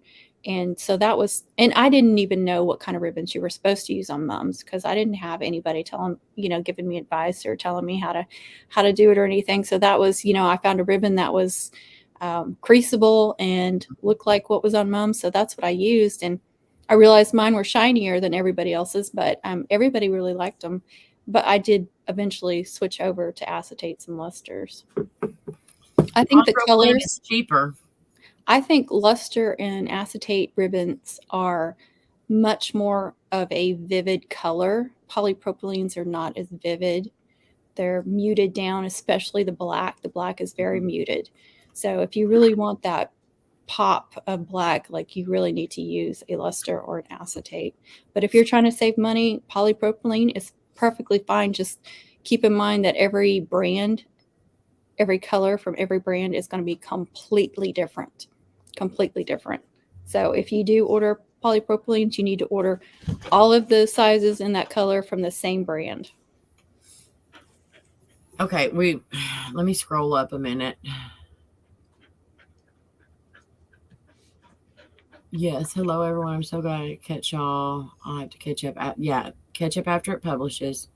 Liz said that's why I made them. I wanted one, never got one, so I made sure my daughter had one, and I made her one every year. But mine never looked like y'all's, just basic. Liz, do you know you don't know what mine looked like before Hyla? And I showed some of my very first. I didn't show you. Yeah, I showed one of my early ones on a live once. I don't remember which one it was, but yeah, mine have evolved big time. You know, we all start somewhere. Veronica says, I have an order form that needs to be tweaked. Will you both be downloading your order forms to help us get ideas and update our forms? I don't know how to do that. I'm so sorry. I do have a picture on Facebook, though. Yeah. On my business. I don't think I have my local order form anymore, because it was one that my husband had actually made for me, and I just kept copying it. But now I just use my notebook paper, and I know what questions to ask, so I just write it on the notebook paper. That's it. So I don't have one to share with you. And then, you know, and that's just for local. For Etsy customers, I print out the order form. So that's not something I can share with you, because that's Etsy's order form. Yeah. And and every one of them is going to have personal information from that customer. So that's not something I could share. And mine is actually an Excel spreadsheet that I created that on. Try to see if I have one written out that I can tell you what I had. Yeah, I still have a couple of the original ones. So I put like name, phone number, price, grade, names on mom, sports number, activities, school colors, length / type, special request. And then I also put at the very bottom, none of, because some people are like, I don't want any feathers. Mm-hmm. I don't want any bling. That I've actually had people say, I don't want any bling. So I don't want any gold, you know, something like that. Because I wanted to make sure I had that on there. So that's what mine is for my local ones. There was another question on here. Terry wants to know how many you make each season. Yeah. Hold on. I'm counting. I've already pulled mine out and put them up, and I did not count them. I have no idea. So this is about this thick. Does that help? Does that help? This is the one school, and there's only 9 here. There's only 9. That's just from one school. That's just the stack that I grabbed from over there. But I don't take a ton of orders. Yeah. How many did I do for homecoming court? 8 and 8, 16 just for homecoming court. 4, 5, 6, 7, 8. Yeah, 16 just for homecoming court, plus the mums for the school. So, not the mums for the school. Lord have mercy, the normal orders. Anyway, I don't do a lot. I don't take a ton of orders because I don't have time. It's not the only thing that I do. I only have one kid left in school, and I made the last one of his mums this year live, and cried a little bit. Oh. But that's why I started doing it, and I kept doing it because I made money at it. Yeah. So, Hyla, you need to tell your story. I feel like I've told it 100 times. But Me too. But not everybody's heard it. Right. So similar, and I kind of talked about it earlier, is my daughter, I wanted to make one for her. When we moved here, she was a toddler, and I didn't really notice. I didn't know what homecoming was. I didn't know what homecoming moms. Sorry. I knew what homecoming was, but not homecoming moms, because we didn't do that in Northwest Arkansas. And I didn't really notice it at first with the boys because you just don't pay attention to stuff like that. And the boys don't pay attention to stuff like that. And they could care less. But when I'd walk my daughter into kindergarten and then first grade, I was like, what is going on? Because all these little kids had, these things on them or on their wrists or on their arms. And I was like, what is going on? I asked the teacher, I said, what is this? She's like, oh, those are homecoming mums. And I was like, what? And then I felt horrible because she was the only one in her class that didn't have one because I had no idea what it was or, and nobody warned me. We know you're from out of state, but we didn't warn you. So I decided right then and there, okay, I'm going to figure out what this thing is and figure out how to make it. So she has one because I'm the type of person that I'm going to try to make something first. If I can't do it, then I'll find somebody that can. But that's just me. I'm always going to try and fix something or make something myself first. And like I said, she was, I don't remember if it was first or second grade when I made the first one, but she was in that little Pee-wee cheerleading, and we were all on a group text, and I think I had hers finished, and I still had all these supplies, and I was like, I made her Lily's mom, and it was my first time, but if anybody else wants me to make them one similar, I can. And I got like 5 orders. And so I was like, okay, I'm going to keep doing this.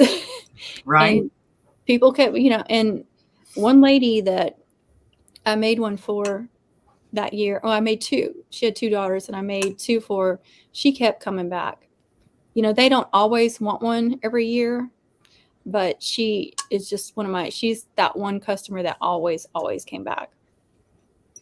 That's awesome. She's my daughter's a sophomore now. One of hers is already graduated. So that's what I was talking about. A lot of these kids have already graduated, and her younger daughter, she will reuse a lot of those older moms that I made her. She even went back and got the original first one and wore it 5 years later. And it had lights on it, and she said the lights still worked. Oh, wow. Hey.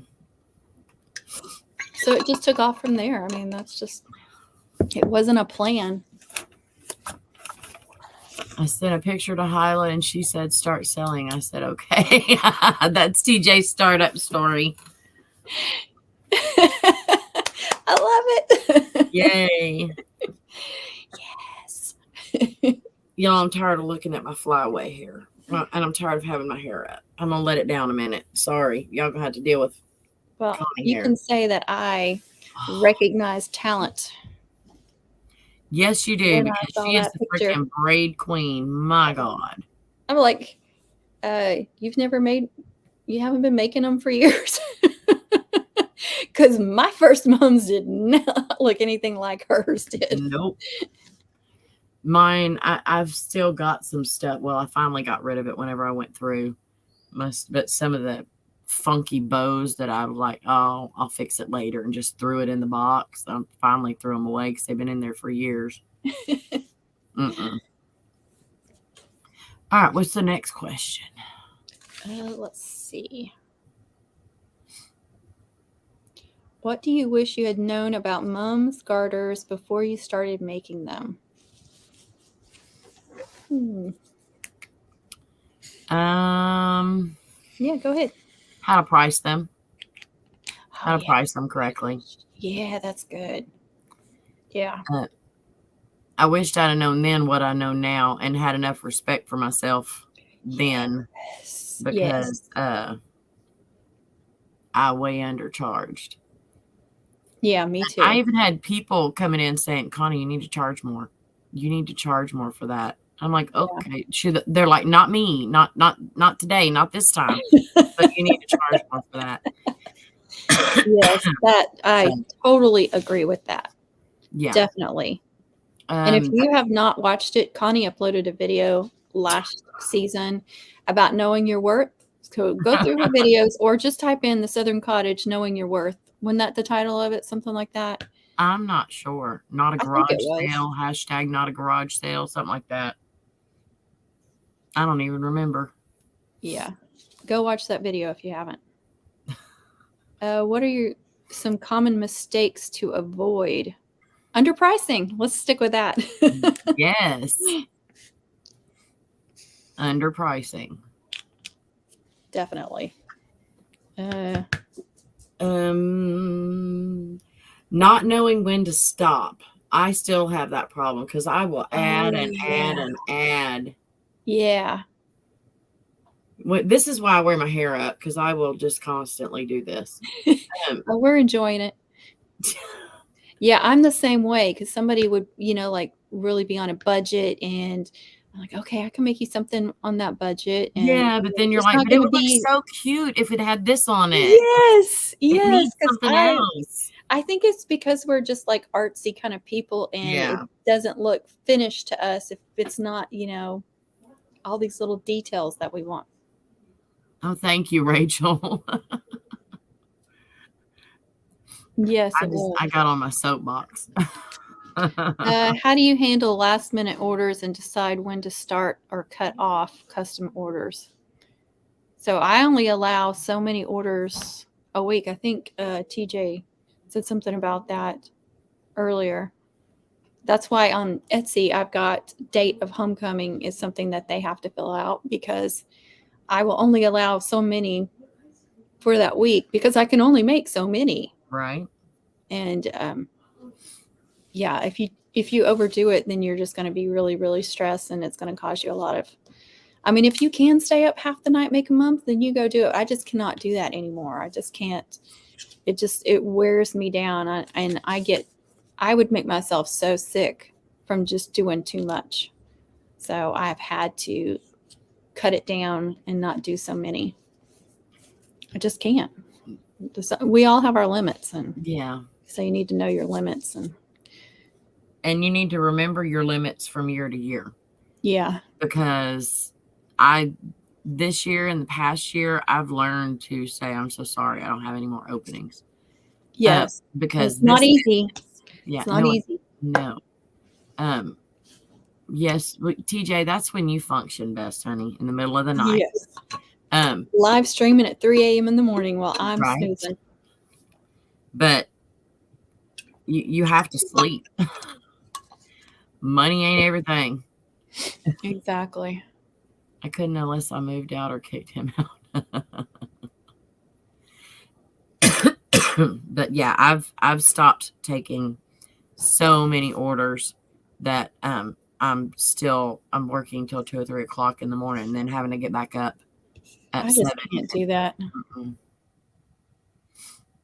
So I do enough to satisfy my regulars and maybe a couple of new ones, because a lot of my regulars started out as my kids' friends.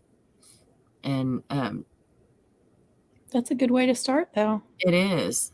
It's the only way to start, really. But that's exactly how you started. And now they've all graduated. Yeah. So my daughter didn't want one last year. I'm like, you're my free advertisement. But honestly, I'm just like, Etsy keeps me so busy. I honestly don't need those orders anymore, those local ones.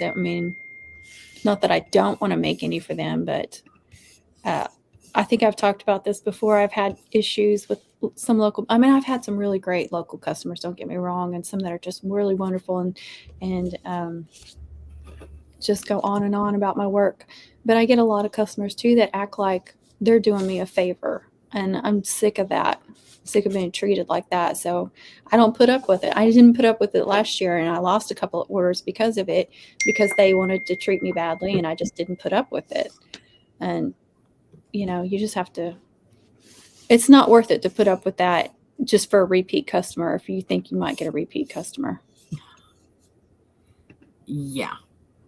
Because if you didn't like dealing with them the first time, what makes you think you're going to want to deal with them again? Exactly. Go away. Thank you, Sylvia. Oh, thanks, Sylvia. Don't kick your husband out just to make mums. Well, Connie, you're like the Energizer Bunny. You do everything. I don't know how. I know. Catering and moms, the school board. I agree, Liz. I run on coffee and Dr. Pepper. Okay, Michelle's last question was, which braids are your favorites? Favorites to see or favorites to make? I don't know. She just asked which ones are her favorites. My favorites to see are all the intricately folded ones, like the ones that TJ does that I don't have the patience to do. The love braid, the military braid, like the layered militaries. I love a layered military. I don't think I've ever layered a military. Let's see. I like the love braids too, but I like a lot of the loopy chains too. Mm-hmm. But that doesn't necessarily mean I like making them. Like, I think victory braid for me is one of the easiest ones for me to make. Is that the one that's just the, or is that the Texas? It's the 4 ribbons, 2 going this way, 2 going this way when you start. Oh no. Yeah, see. I that one, no.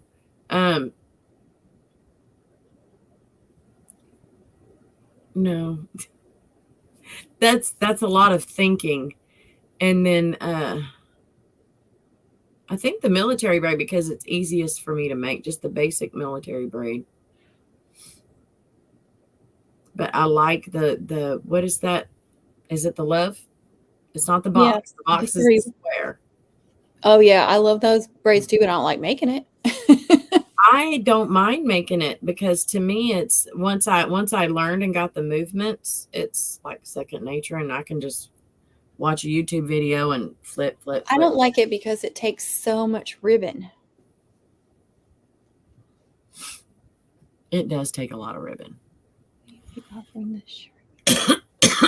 It's a straight zigzag. Yes, in my well, you can get this, and then I have the shirts too with this design. And I have some crafting. I have 2 mom designs in my spreadshirt shop, and then some crafting shirts, and then of course my keto shirts too in the spreadshirt shop. Yeah, I got the mom. What is that? Yes, the buns. Yeah, messy buns. Yeah. I need to order some more of my own merch. I'll have to wait till closer to homecoming season though. Imagine a Dr. Pepper mom.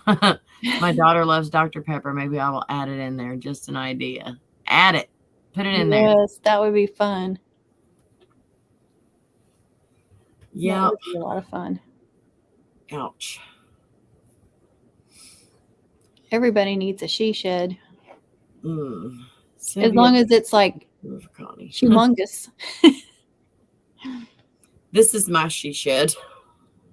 Yes, you can find that messy bun shirt in my spreadshirt shop.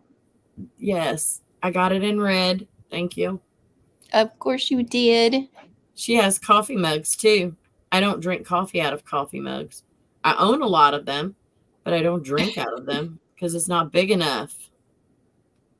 Yes, I'll show it to Connie. Me too, TJ. But I want an extra, extra large one. Not a shirt, a she shed. Oh.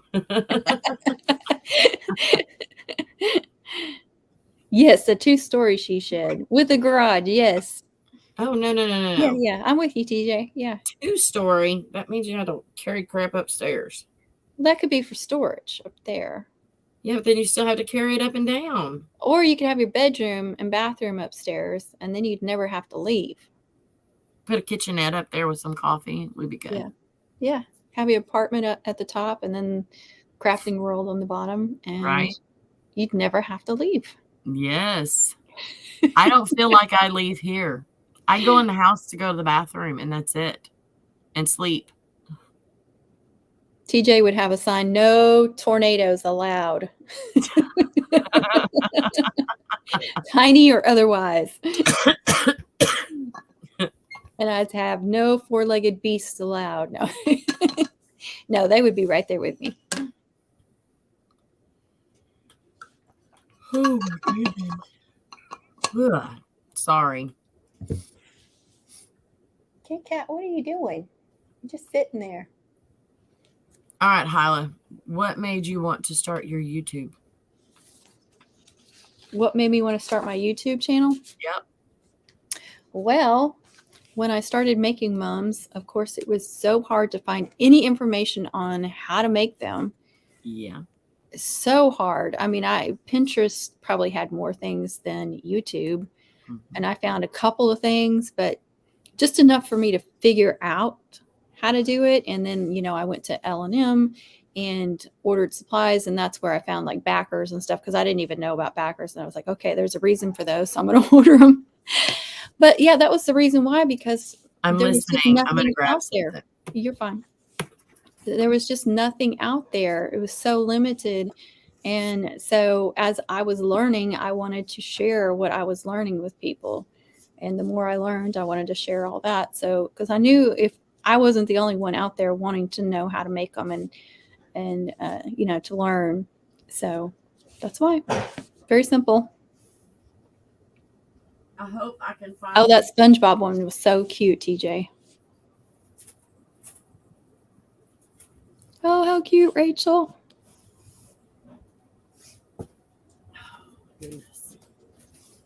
So I think I actually finally just threw it away because we have YouTube. First off, I need to say we are so very thankful that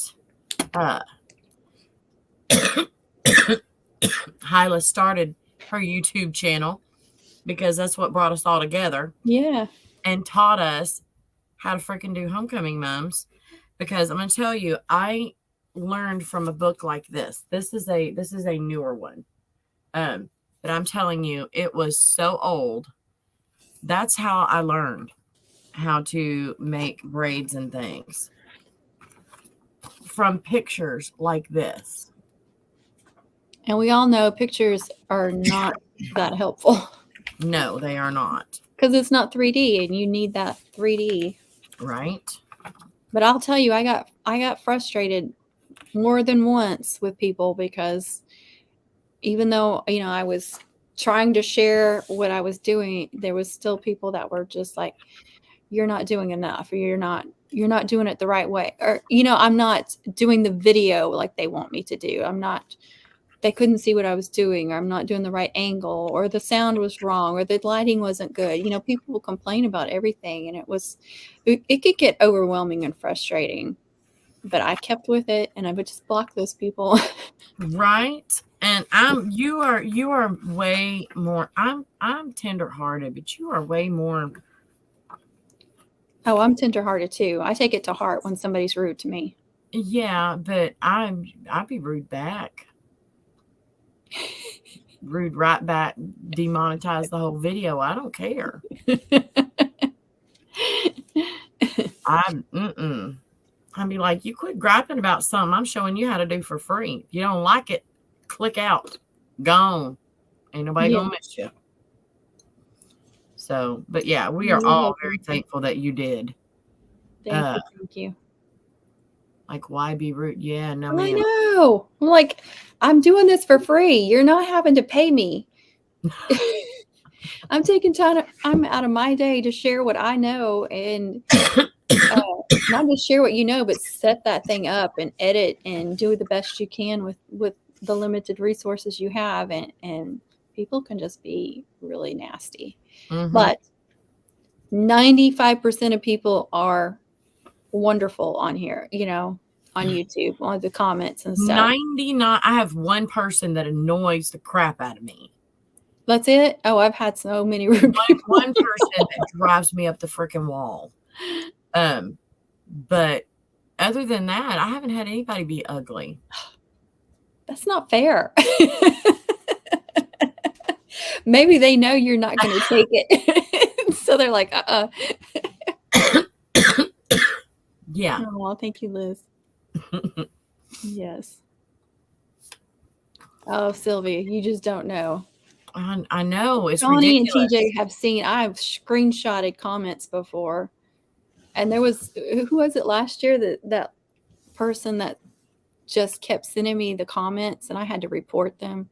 They said nobody liked me, and I had no friends, and they were talking about themselves in every comment. I mean, like this person sent me like a page long stuff about what a horrible person I was. Because I commented laugh out loud in something because I thought she was telling me a joke, because first of all, her comment didn't make any sense. It was really jumbled. And I thought she was making a joke, and you make assumptions and you can't tell a tone with text. And so I was like, laugh out loud, sure, or something like that, because I always try to reply to everybody. So sometimes you don't know what to reply to people. You get these comments and sometimes you just don't know how to reply. And so I try to reply something to let them know that I'm reading their comments. She went off on me. She thought I was making fun of her. But that was the last one I had. That was I wasn't, but sit back, watch. Here we go. And when I replied, I was like, oh, absolutely not. I was not making fun of you. I'd misunderstood what you were saying. I apologize. And then she sent me another paragraph about what a horrible person I was. And that's when I knew this person was out there and something was really wrong. And I needed to. They were dealing with something mentally themselves. Yeah, there was definitely some mental something going on there. And I just had to report them and then block them. So I didn't hear from them again after that.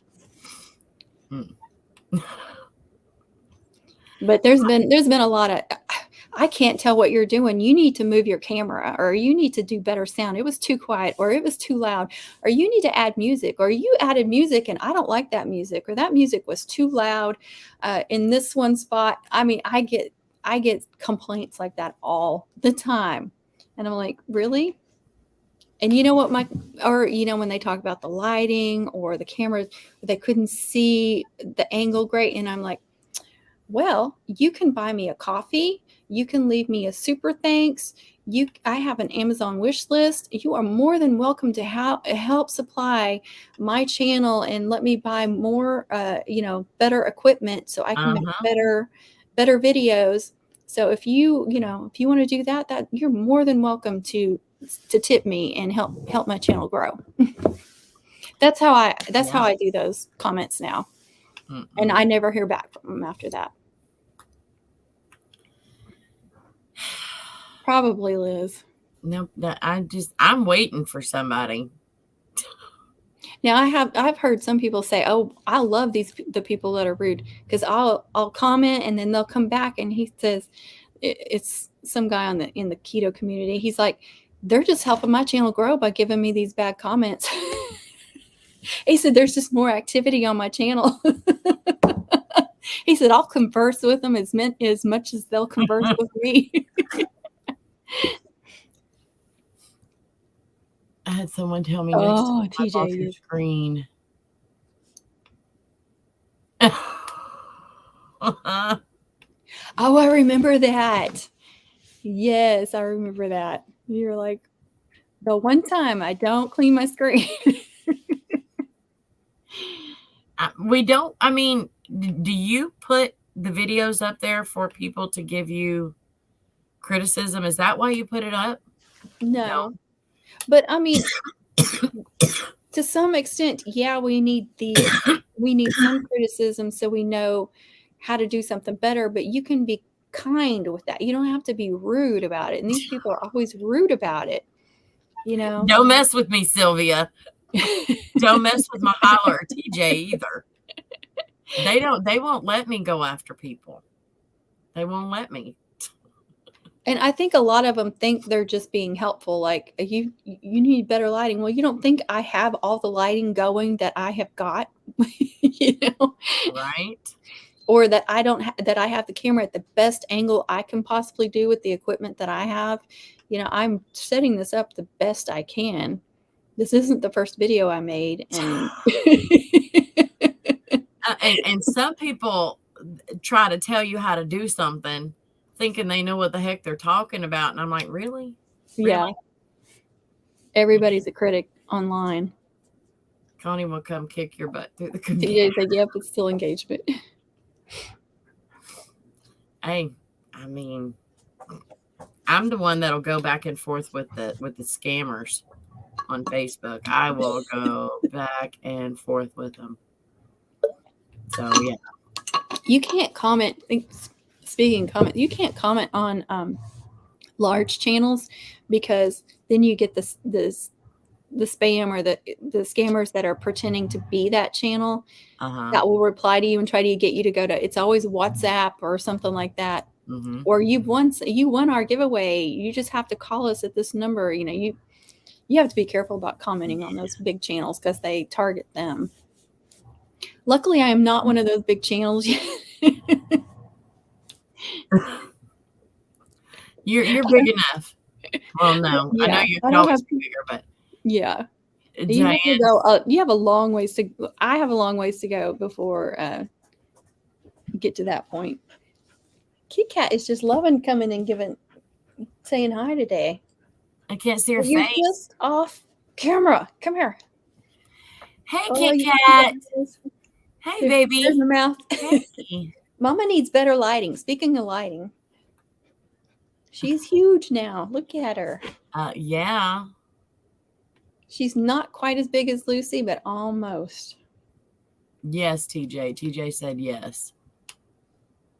They're creepy but cute. Oh my goodness, Diane. Yes, Veronica. And Liz. Where is Lucy? Oh my goodness, sorry. Oh, she's on the floor playing with a toy. Yes. Her and Kit Kat fight over the same toy, and so it's always like, oh, I got it, I won. The people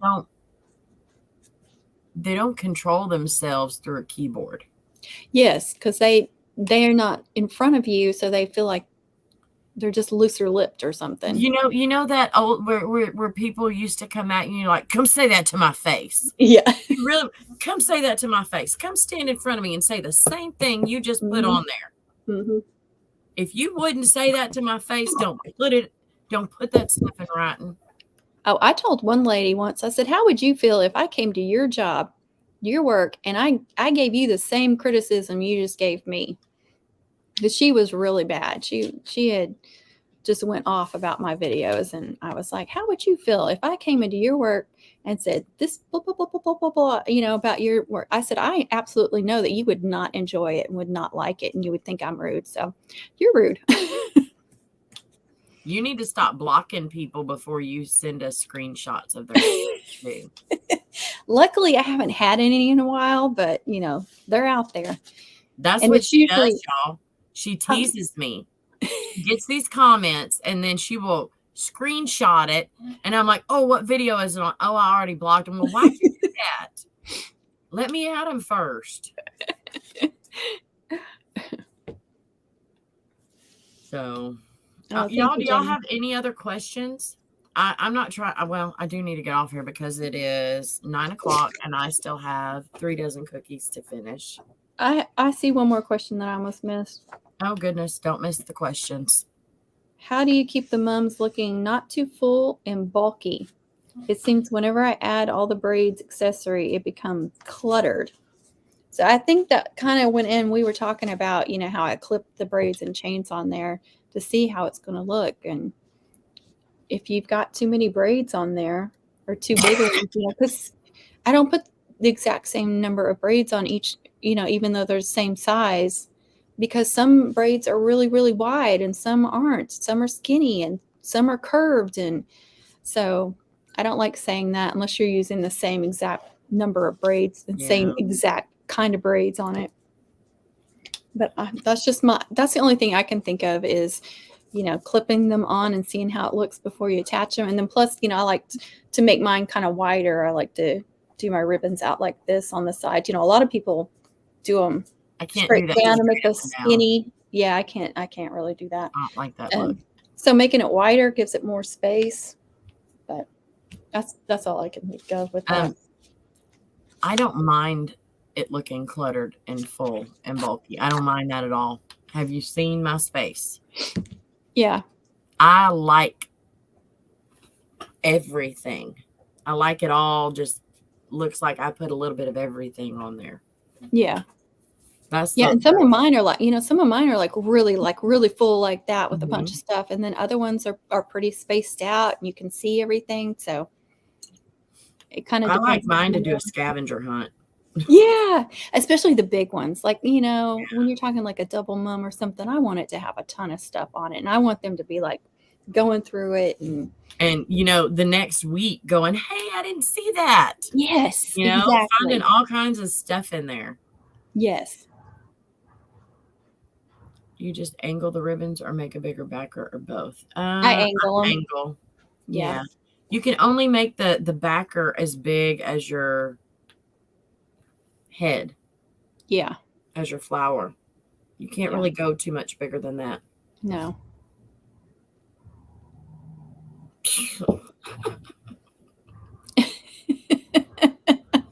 Sorry. Well, you're making it worse. Stop.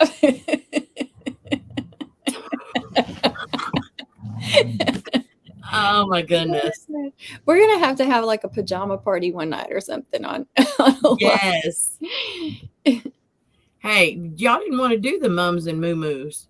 I was all for it. I don't want to do moo-moos. I didn't say moo-moos. I said pajamas. That is my pajamas. Come on. I don't want any moo-moos. I don't want anyone mooing around me.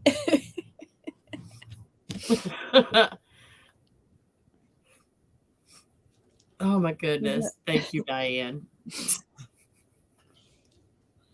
Beauty is in the eyes of the beholder. Sorry. Beer holder. I guess that's I don't ever look at myself for this is the only time I don't even look at myself putting my hair up, y'all, because I don't care what it looks like. Nobody sees me. And if they do, I mean, you got 20-something people seeing you.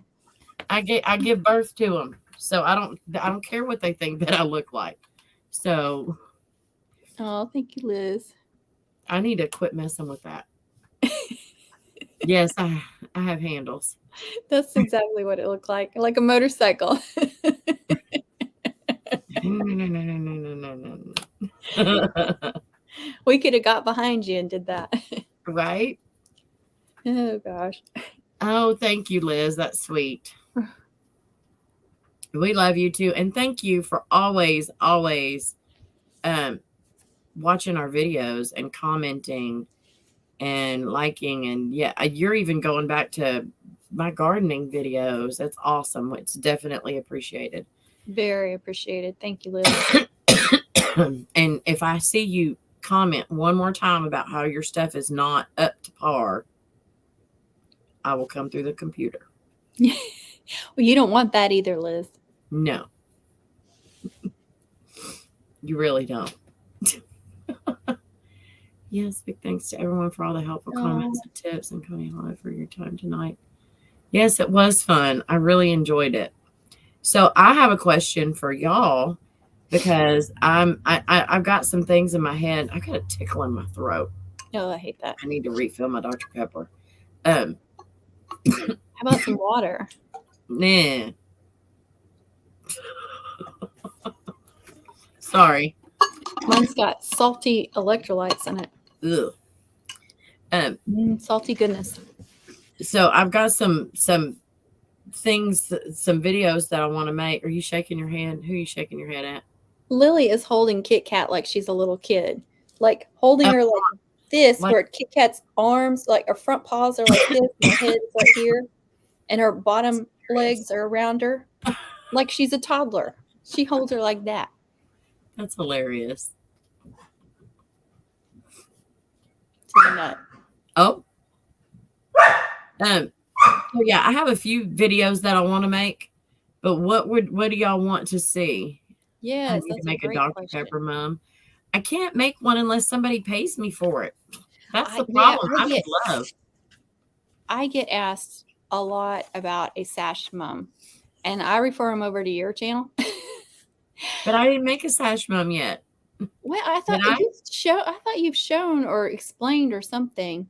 Maybe. Didn't you, like about how to clip it on or something? But oh yeah, I did. Telling them I have not gotten an order for a sash mum. Nobody around here wants a sash mum, and on Etsy you really need to have one to show before people will order that usually. And I'm not really interested in making one. I will if somebody orders it, but I can't make a sash mum just for a video. That would be a lot of I supplies. might could. I mean, it depends on how a you make basic it. one, I guess I could for like Yeah. one with just a ribbon and showing how to pin it on. And then I would just waste the ribbon, but would you really? But I'm not gonna do one with all these flowers and stuff that I can't sell. I just can't do that. I'm sorry. I might could and just make a different way. Do a stash month for my daughter's senior month this coming year. Oh, she's only 410. Yeah. Ooh, yeah. So, doggone it. Let me write that down, stash. But what kind of videos do y'all want to see? What would help y'all the most? Braids, basics, must-have mum making supplies, things to prep ahead of time. Sylvia, only if they ask for it, if they order with lights. I used to do lights a lot on the local ones. I have that option on my order form, and I put them wherever it hits me, either in the mum head or in the loops. I think I've shown y'all how to do the loops. I don't give them. I guess they could tell me where they wanted it, but they never do. Yeah, put some lights on it. All right. Yeah. Mostly they just say, you just do your thing. Yeah. Yeah. I would get that a lot with the local orders too. They would kind of tell me what size or something, but most of the time they would just say, yeah, just do your thing. Just, we trust you.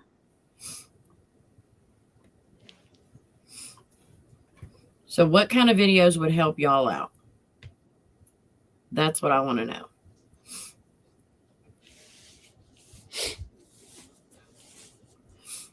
Put lights on my daughter's mum.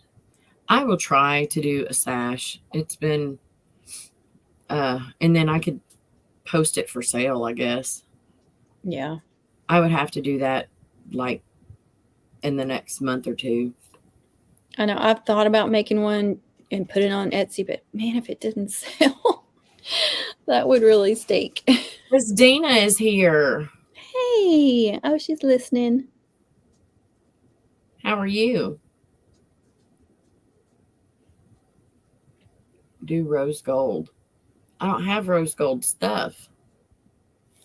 How to prepare backers. You give me a little bit more on that, Sylvia. The top backers? Dina's on a train. A train? Are you talking about cutting them out or preparing the mum head backers? What we were talking about earlier.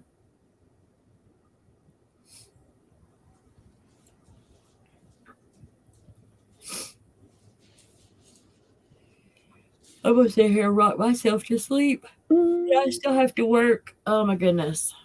I don't. I can go to bed. Sorry. My goodness. You're so mean. Connie, when we went and got the rental car, they told Kevin on the phone that they were going to give me some tiny Mitsubishi, and we got there and they gave me a brand new Toyota Camry. I was like, I don't think I'm going to give this back. Because I drive a 2008 something car, and this is a brand new one with, well, not like this year, but it's got like maybe 5,000 miles on it. It's pretty too. The mum head backers. Okay.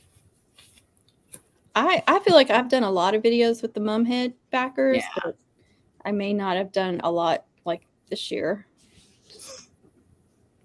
You have. I've watched a lot of those videos. And the funny thing is, whenever I put you on repeat and do a playlist, I find a lot of videos that I have not liked.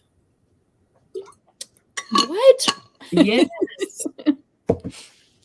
So every time I come across one, click. No, thank you. Well, hey, Lucy, everybody was asking about you. Come here. Lucy Lou. Yeah, there Oh she my is. goodness. See, she looks like a poodle, a doesn't she? huge version of Casey. That's what she looks like. I know. Well, she is 3/4 poodle. Yeah. Baby. She's adorable. Kit Kat is trying to procreate with her. They keep doing that to each other, and I'm like, I think somebody's confused about something. They're not confused. They're trying to establish a hierarchy. Oh, is that what they're doing? Yes. Well, I can already tell Kit Kat that Lucy is the winner. I don't know. Kit Kat might get bigger than her. She might. They love each other, though. Yeah. Veronica said, I would like to see a video of what to prep before homecoming season, like making braids, ordering standard supplies, etc. Okay.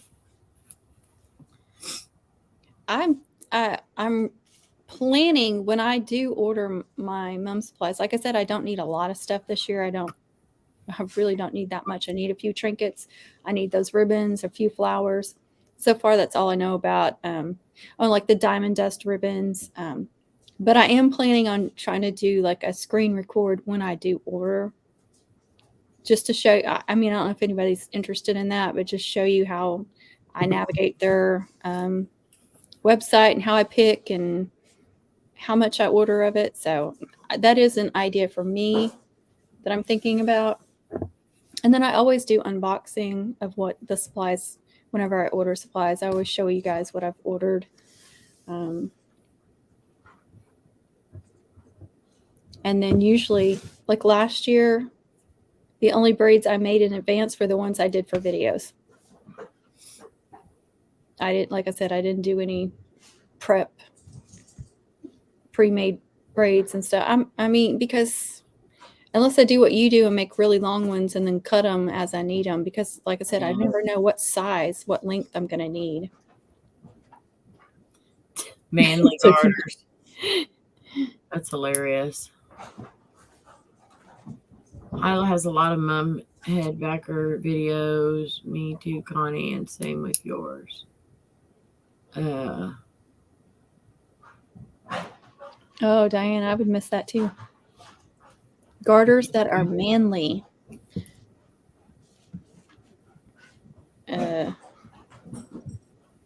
I did a fishing and hunting garter once. I know there's a picture of it on my Pinterest page. But I did a lot of camo on it and had fishing. I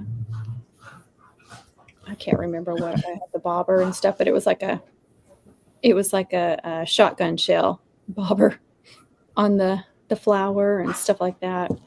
That's cool. Oh yeah, Terry, I've got a lot of ring mum videos and wrist mum videos. And if you go to my playlist, I know I have like 800-900 videos, you guys. So in the playlist, I have it broken down. I have like ring mums and wrist mums and backers and this type of braid and that type of braid. So I try to really organize the playlist so you don't have to go through all my videos, because I know I have a lot. Yes, and they're all great. Probably 90% of them are great. I've gotten something out of every single one that I've watched. Oh, thank you. So I get it, Liz. There you go. Totally. Thank you, Hookah. Oh, wait till I tell James and Emily that you did that. That's funny. Terry, she was asking about the ring mums and the wrist mums. I've done them before. I did a wrist mum this year for Matthew's friend. That's right. You videoed it, didn't you? I think, or was it on the live or something? Yeah. Yeah. And Michelle says, I'm debating buying colors for surrounding schools because our district only does homecoming every 3 years, but it's hard to decide to make that jump. Okay, Michelle. Yeah. I have a question for you. What colors are they? What colors are they? Because you can buy just a couple of each color and then fill in with the white and the black and the silver. That way, if you don't have a ton, buy the colors, the sizes that you can make braids easiest with. What are those? 7/8? 7/8. Oh, and the 9/16. That's the skinnier one. That is exactly what I have done in the past. Like every time I would add new colors to my supplies, I would start with one or two of those, like the smaller ones. Definitely ones that you could do for braids and chains and add as accents, and then went from there. And get one of the wide ones and then the ones for the braids and chains. Don't get any of the stuff in between. Maroon and white surrounding, mostly green, white, red, white, and blue. So get green, red, and blue, and the ones that you can make the braids and stuff in easiest. And then fill in with the white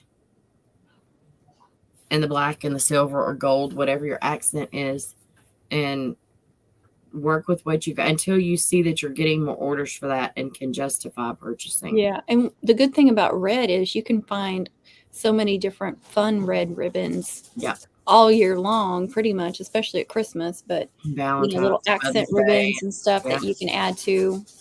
Yeah. Absolutely. Yeah, that's a good thing to tell people too. You don't feel like you have to order every color and every size ribbon, because it gets really expensive. It does. And I'm looking at mine right now, and I have in green, I have every single size, even the tiny, tiny, tiny ones. I'm like, what the heck am I going to do with that? Yeah. I used to put the tiny ones on there, and one day I'll show you how I did all that before I realized I didn't need all that crap. Now I need to figure out how to use it up, because it's just sitting up there taking up space. In the green, maroon, and the black, I have every single size and multiples of those sizes. So it's not necessary. No. That's one thing that I wished I would have known about it. You don't need every single size. Right. And you figure out which braids and chains that you make the most of. So what size will you use the most? Now 7/8 it's the most popular, so it's almost always the most expensive, because they know it's the most popular. It drives me nuts. So I will make a lot of braids and chains out of 9/16, but if you are more comfortable with making 7/8 inch braids and chains, then get them all in 7/8, so you make sure that you have those ribbons to make those braids. But I like to make, I'll use the 9/16 to make victory braids and spirit chains. They're not as wide, they're going to be skinnier, but I like that on some of the mums, because it gives you more room. If I'm trying to do more, I don't have as much room on a mum or whatever. So I like to change it up and use those. But pick one size that you like. You don't have to have both those sizes. Pick one of those sizes. And Michelle, definitely holidays and stuff. But if you find that you need more of that color, then just catch it at Hobby Lobby on half price or on clearance. Because I didn't realize whenever you did your deal, I hit my Hobby Lobby up to check for the his and hers clearance. They're completely doing away with the his and hers ribbon. Oh, really? I didn't know that. They're not. I'm like, where's all the his and hers ribbon? Where's the clearance? And she's like, all I have is in that basket. And I got a bag full, mostly of the white. But they said, yeah, we're doing away with that. I guess because why have a his and hers wedding section when you have a whole big ribbon section over there? Yeah. Yeah. Must not be a good seller either. Yeah. Oh, thanks, Tina. Got green stuff from $1.25 tree. Yes, ma'am. They changed their setup too. I didn't know that. Yes. While I was in there, they were putting painter's tape on the floor to mark where they're moving everything. Oh, really? Yes. Angie, luster versus acetate. Luster is cheaper.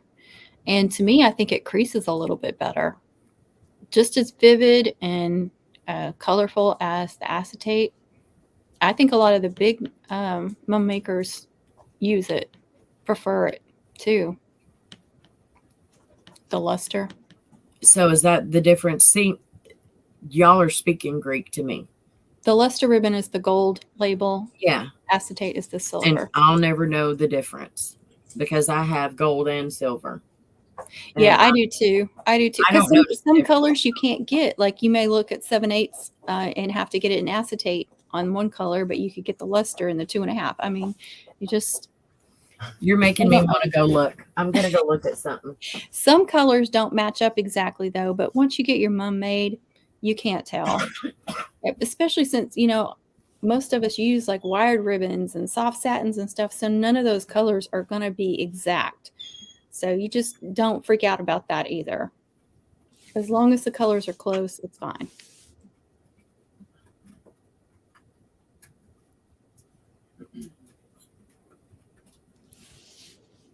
Oh yeah, you can get green stuff right now. I didn't even think about that. And purples and golds with Mardi Gras. Yes, I prefer luster.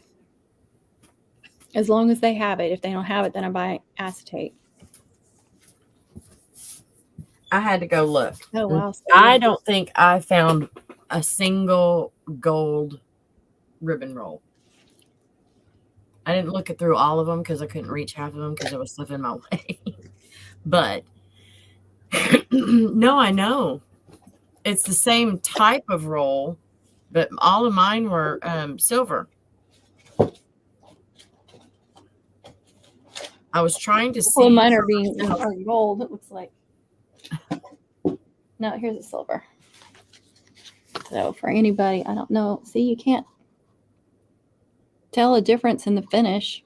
I think this is a little bit softer looking, maybe a little bit shinier. Yeah. This I was hoping that I would be able to find. Yeah. To me, this has like more of a paper sound or something to it. I don't know how to describe it. Yeah. I'll look. Yeah, I knew that there was a difference. Yeah, that doesn't have the paper sound to it. But I never paid much attention, to be honest with you. Well, on All American, the luster has always been cheaper, so hopefully that'll stay. But on L&M, they were the same prices. Okay. I don't know about Monster and Cell Place. Oh my goodness. Okay, I hate to do this, but it is 9:30. We've been on here for 2.5 hours. We still have 20 people with us, which is freaking fantastic. 2 hours, 32 minutes, and 50 seconds. 2 hours, 34 minutes, 7 seconds. Maybe that's how long I've been on there. Maybe that's how long I've been on there.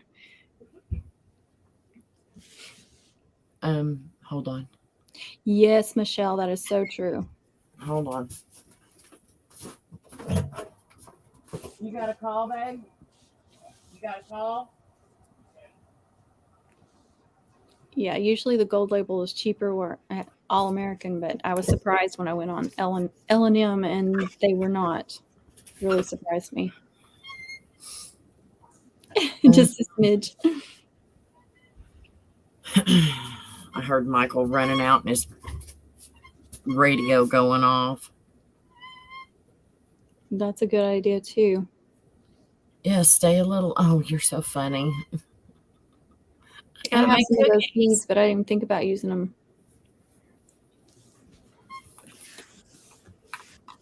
Oh my goodness. I do have some drum ornaments from Christmas, and I have used those on a couple of mums. You know, Dollar Tree will do the little drums. They'll have the little drum ornaments. Yes. And then we got some from Walmart that are like this big. Would you use beads? Ah, Nikki. You know what I mean? The ones that charge like $500-$600 per mom. I do. Well, not for the little bitty one. Yeah. I'm not gonna say anything. Question from Mums: would y'all use beads instead of ribbon pin around the neck? No, that would hurt. Oh yeah, that would dig into your skin, especially if it was a heavy mum. Yeah. I prefer a soft ribbon. I think about what is going to be comfortable around there. It's going to be hanging, it's going to be pulling. Mm-hmm. I've seen people do feather boas, and I'm like, ooh, no. Scratchy. First of all, sometimes those can pull apart, but depending on what good a quality you've got. But can you imagine those feathers around your neck and sweating? And oh my gosh, no. Nope. That's why I try to do soft satin, because that's going to be the most comfortable ribbon. Sorry, Bye, y'all. Sylvia. Yes, bye, Sylvia. I was waiting on you to finish talking. Sorry. I was going to say I was waiting on you to shut up so I could say bye. Fine, I'll never come on your channel again. Liar. Yeah, I am. Next week, she'd be like, you want to join me? Sure. I'll be right there.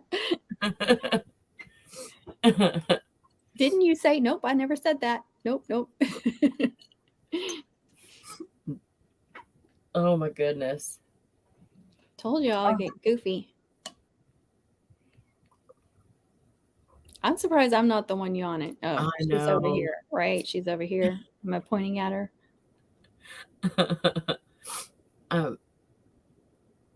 It's funny because it's backwards in the computer. Yes, it's weird.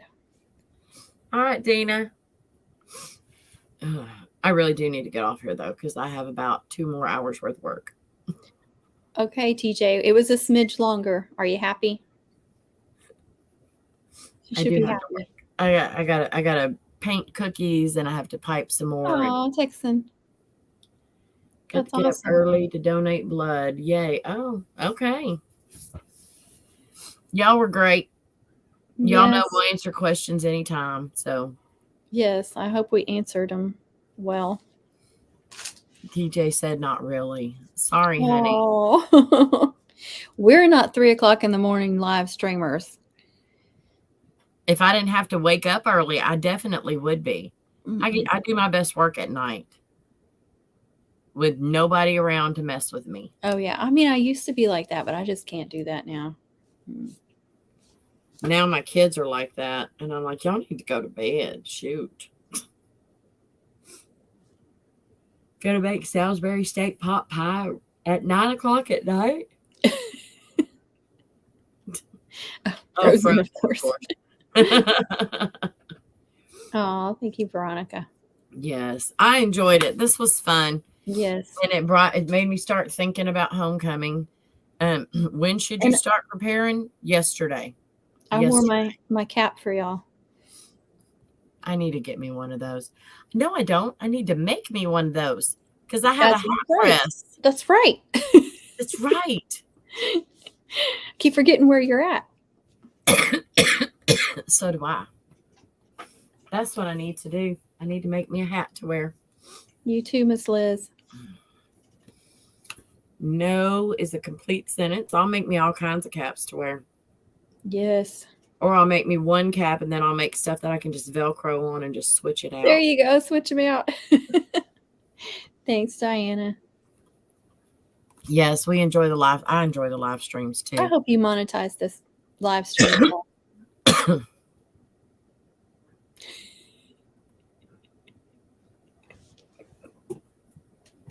Why didn't you remind me? Dang it. Hold on. Stay there. Monetization. Dang it. On. That's why nobody got an ad. That's why nobody said, hey, I'm watching ads. Wait for me. Shoot. Oh, goodness. It's monetized now. Bye, Texan. Yes. All right, y'all. Hyla, thank you. I enjoyed it. Thank you. Me too. Thank y'all for all the questions and always participating and sticking around with us. If you're not subscribed, there's Hylas right there. Give me a thumbs up. Go give her a thumbs up. I'll try to put something somewhere over her face or my face or any of these places somewhere around here. Subscribe. Choking her. Click the bell. Where is she? And click all on the notifications. And I guess we'll see y'all soon. Thank y'all so much. Bye. Bye. I'm trying to touch it to end the broadcast, but I got to use my clicker. End.